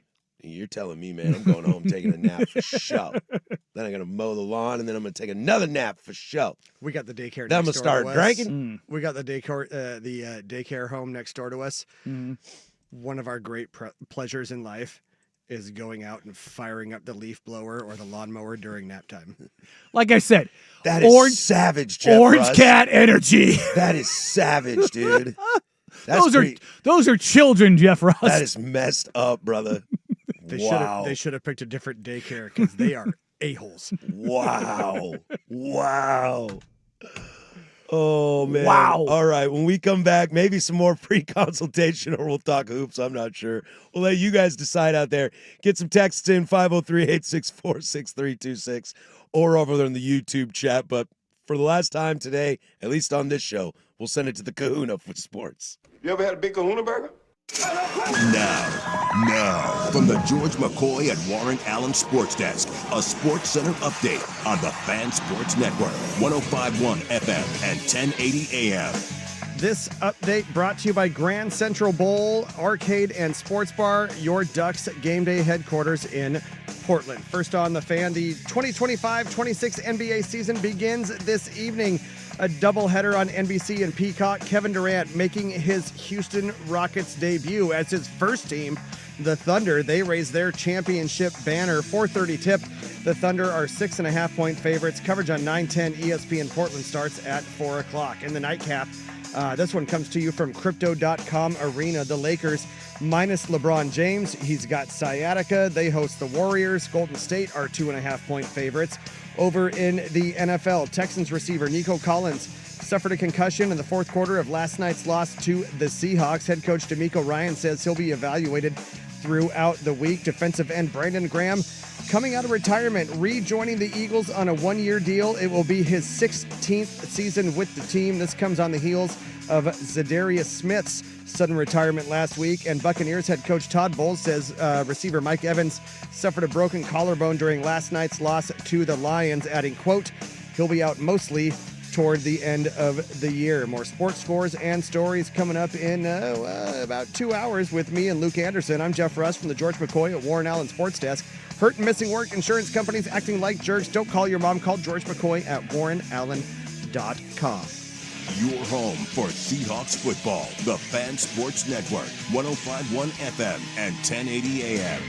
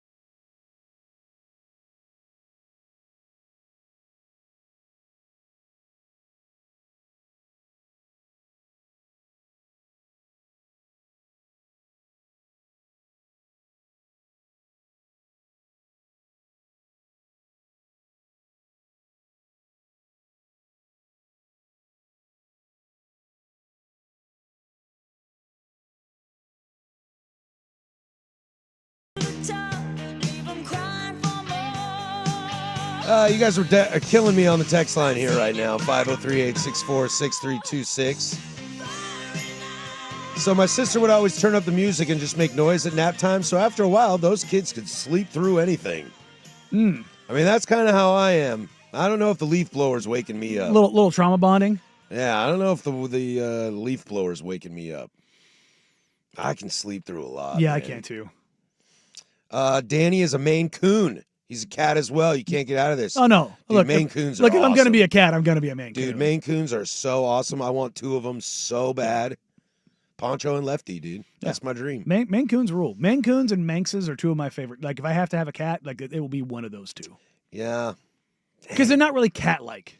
They're the most dog-like cat that exists. I think one of our cats, one of my 3, has a little bit of Maine Coon in him. Is he enormous? He's a big dude. There you go. Yeah. He's long hair, big dude. Yeah. He's a medium hair, big dude. He's chunky, Yeah. and he's got like the tufts of hair between the toes. Oh, yeah, baby. Yeah. That's the thing is that I don't have hairy feet.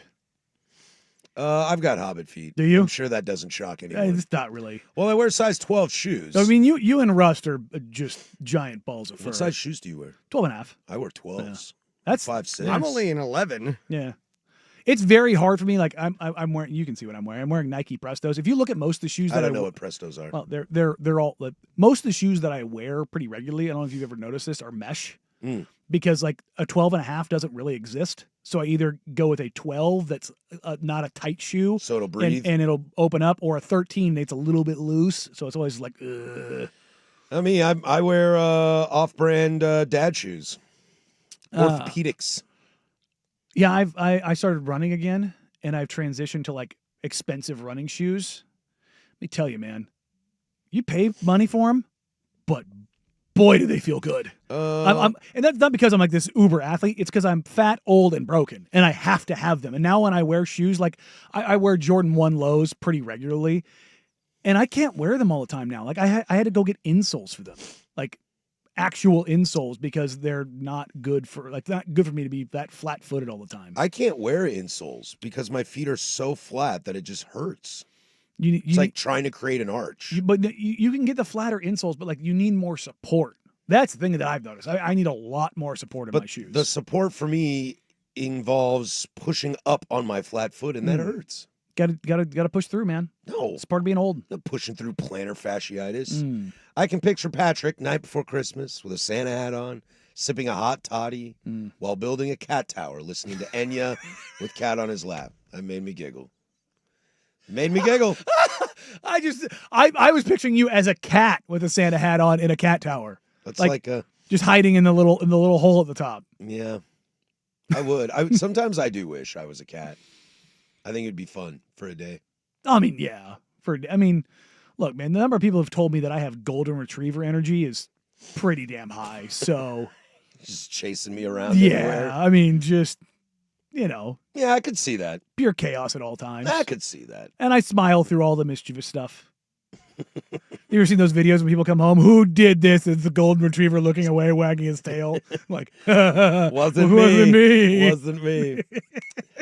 We got NBA basketball on tonight. We do. Houston, OKC, Golden State, and the Lakers.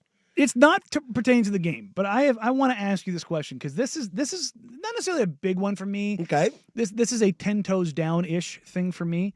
Who is the greatest scorer in the history of the game?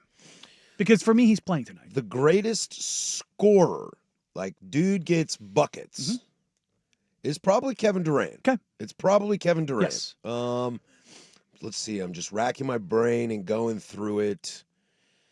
Because the dude just scores. That's what he does. At an insane clip. Yes. Melo was a great scorer. I know you're out on Melo. He was not efficient. Yeah, not efficient, but he did get buckets. See, to me, scoring is doing it at every level, in every way possible, and efficiently. Yeah, I think it's Kevin Durant. Yes. Mm-hmm. He is going into, he has had 12 straight seasons of 25 or more a game on over 50% shooting. The only other player in NBA history to have 10, do you know who it is? Who is the most physically dominant player in the history of sports? Shaquille O'Neal. That is it. That is how good of a scorer Kevin Durant is. 25 a game, 50%, and it's not dunks and layups. Kobe doesn't get a count as a scorer? No. Nowhere, even in the same galaxy of efficiency. What about John Havlicek? If you want to go old guys, it's Wilt. Kareem was a scorer. Yep. It's Durant, though. But that's the thing. From is, like, everywhere. because that's the thing. He takes, quote unquote, the most inefficient shot in the game. Mid-range pull-ups. And he's the best mid-range shooter in the history of the game. You know, I don't really care for Kevin Durant. He's not my cup of tea. Oh, basketball-wise, there's very few players that I enjoy watching more than him. Yeah, but him as a being, and not quite my cup of tea. But boy, I'm going to take the Rockets to win the finals this year because I think Durant fits on that team so well. The Fred VanVleet injury sucks. It does suck. But this gives Amen Thompson the chance. Mm-hmm. That's going to be interesting because I love Amen. He's even better than I thought he would be, but the lack of shooting is a real problem. But he might just be so otherworldly talented as a defender, as a playmaker, and as a cutter. I was talking to Blazers fan DM me the other day about what was my thoughts on Amen Thompson when he came out in the draft. And I was like, I believe everybody got it right by going Brandon Miller, Scoot Henderson, Amen Thompson from a draft perspective, because Amen and both Thompson twins, their lack of shooting is so bad that they had to be so special to be great. The thing is, they might actually be that special, but it's hard to predict that. That's a very, like, when you looked at Scoot or you looked at Miller and you went, he's 6'8" and can, get to his spots and score all over the floor. Like, it was a little bit like, for me, I projected him out as like Rashard Lewis. With Scoot Henderson, it was like, the Russell Westbrook stuff was always a little too much for me athletically. I looked at him and I was like, what if you got like bigger, stronger, like Mike Conley? Ooh. Mike Conley's one of my favorite. Like, that's a really good player. Now you're talking my language. I love Mike Conley. That's a really, really good player. With Amen Thompson, I thought maybe he could be a version of Andre Iguodala. Oh, fun. And remember, Iggy's awesome. Iggy as an athlete in Philly, pure athlete, is insane. But he was always a support guy.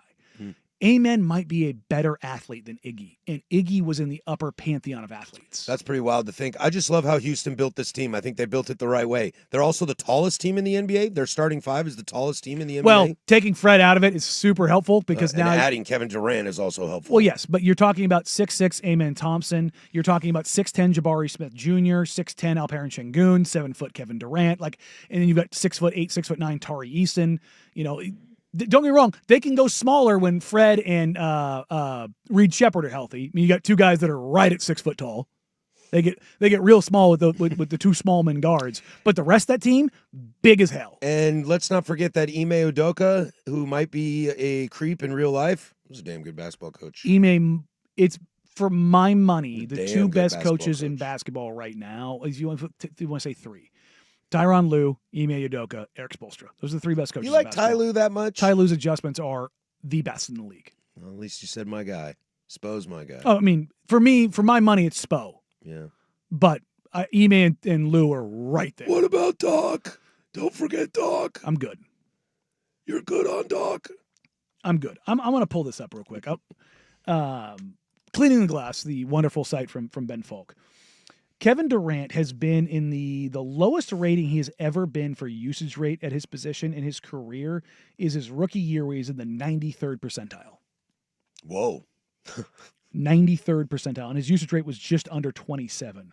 And his shooting wise, he has been, let's see, his rookie year, he was 24th percentile, 56th percentile, 71st, 59th.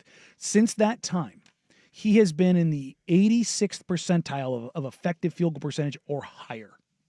That's nuts. Like, one of the all-time greats. You look at him in mid-range, he's been the 100th percentile 3 different times. The lowest he has been outside of his first 4 years is the 84th percentile. He's otherworldly as a scorer. It's crazy that this man's knocking on 40, and I remember him at Texas like it was yesterday. Yeah, look, you want to talk about pain and being a fan of a franchise?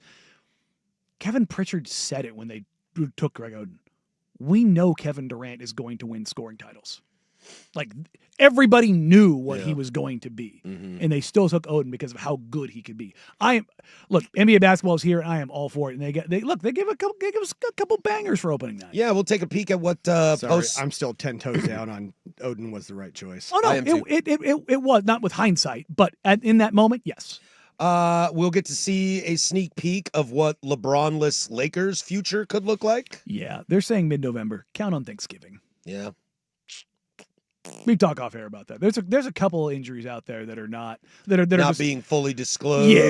Yeah. Those are already happening. Yeah. There's about a half dozen of them that I'm like, they're saying, oh yeah, no, we're gonna check back in a couple weeks. And I've heard, this isn't LeBron, but I've heard a couple guys like Thanksgiving to Christmas, and I'm like, yeah, that's gonna change the power in some conferences. Well, have fun tonight at 4:30. Is that the first game? 4:30. 4:30 on the cock and NBC. Get ready to just.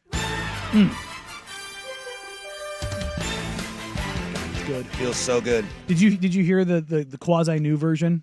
No. It's missing a little something. It's missing a little something. It's a little. Who are my broadcasters tonight? I think. Wait. Is it this one? Yeah. Yeah. Basketball. Yeah. Give the ball because I'm gonna dunk it. Noah Eagle singing that was fantastic, by the way. Fantastic. In our small show history, that is Yes. a highlight. That is certainly a highlight. Yeah, But who are the announcers? I think Reggie Miller is over on NBC tonight. Tarico is going to be there. Tarico. Yes. Calling hoops. And I think it's going to be Tarico with Reggie Miller, if I remember correctly. Jefferson, is Richard Jefferson over there too?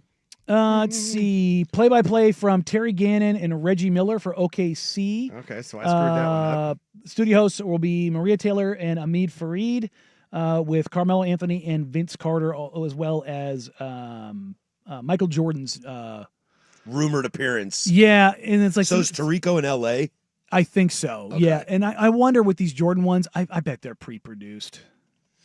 Nothing is going to be live with Jordan. He lives like a recluse. Oh, of course they're pre-produced. He lives like a recluse, but dude. I wanted Jordan maybe like have a little tequila, in the commercial break and come back and just give us uncensored, like old man, like you just got to do it. Like, Trash F them talking. kids. Yeah. Like trash some guys, lift some guys up. Like what does he have to lose? His legacy is his legacy.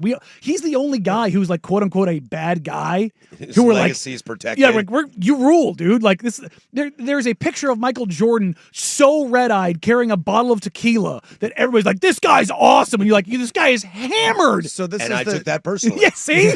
These are the two teams that NBA on NBC have announced: Tarico, Reggie Miller, Jamal Crawford, Zora Stevenson, and then for the other team, play calling team, Noah Eagle, Grant Hill, Ashley Shaw Amadi. Noah Eagle and Grant Hill. Oh yeah, that's college basketball live. Well, they've already done it for Team USA too. Oh, they did that for Team USA. Yeah. I know they do it for college basketball now with D Wade. Now that Nance doesn't do college basketball anymore. So Noah. He's going to be in your ears a lot, which is sure great. is. All right, we come back. We'll wrap it up. Closing arguments is next. 105.1 The Fan.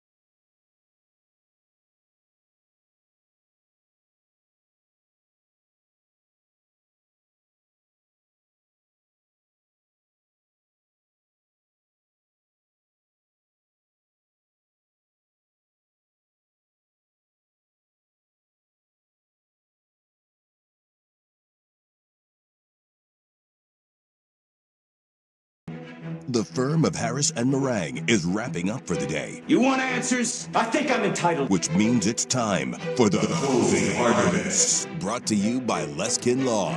One-day divorce mediation. Peace treaties, not war plans. Visit LeskinLaw.com for more information. You want answers? I want the truth! On the Fan Sports Network. You can't handle the truth! 105.1 and 1080, The Fan. All right, that's going to do it for us as we send you on your way, but we'll finish up with some closing arguments before you get out of here.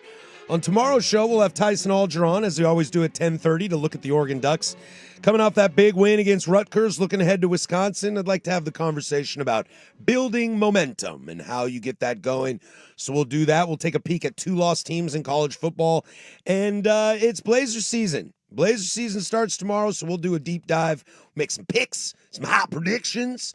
But thanks to a big shout out on the old YouTube chat for letting me know that Blazers 10 minutes ago announced their starters for tomorrow's game. Now, riddle me this first before we get into the starters.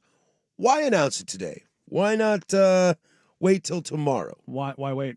Well, I don't know, because it's a little controversial.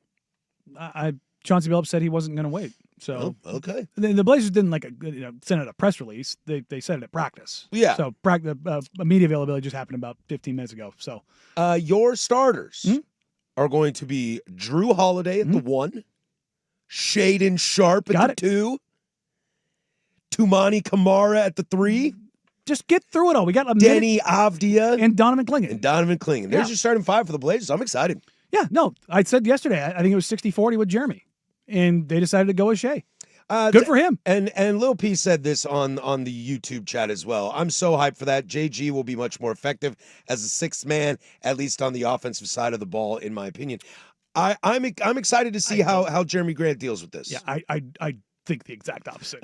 I think the exact opposite. You don't think he's going to have a fun time, huh? No, it's not about the fun time. I'm talking about with who he's out there with. I don't think, because now the rest of the rotation. Yeah, I think you're asking Jeremy to create. Whereas that's not where he's going to shine. He's not going to have fun there. Yeah, I think he may get more shots, but they're going to be more self-created, and I don't think that's going to maximize him. But we'll see. I'm excited. T-Wolves? Yeah, Wolves. Ant Edwards in town? Yeah, Tumani and Ant. They're homies. Are you going to the game tomorrow? Yes. You can catch me on you're television. on TV tomorrow. Yeah, dude, better go home and clean up. Yeah, I know. That's why I'm better clean yourself up. That's why I'm wearing sweats today, because that was the last day I get to do it. Better clean yourself up. You on TV, bro? Yep, I'll be doing some pregame on K2 ahead of the game, and then I'll do the postgame Rip City wrap up. Is the game on K2 tomorrow? I don't know. You're like, I don't care. Pretty sure it's probably on the K2 2.2 KUNP 302 on your Xfinity. I'm sick of you, Russ. Look, man, I thought we were on a team together here, buddy. I show up and do the things. And I'm just left out to dry. I'm Ron Burgundy, man, except I don't have a teleprompter. And I just try to let you all know how you can consume the game. Closing arguments brought to you by Leskin Law. Visit LeskinLaw.com for more information. Leskin Law's one-day divorce mediation, peace treaties, not war plans. I don't know how I feel about the Blazers this season. We'll get into it tomorrorow. I'm going to go home and I'm going to take a deep dive. It's a lot of Blazers tomorrow. So for all the people who, the 4 of you that texted, nobody cares. The rest of the city and the state do. Shut up and listen.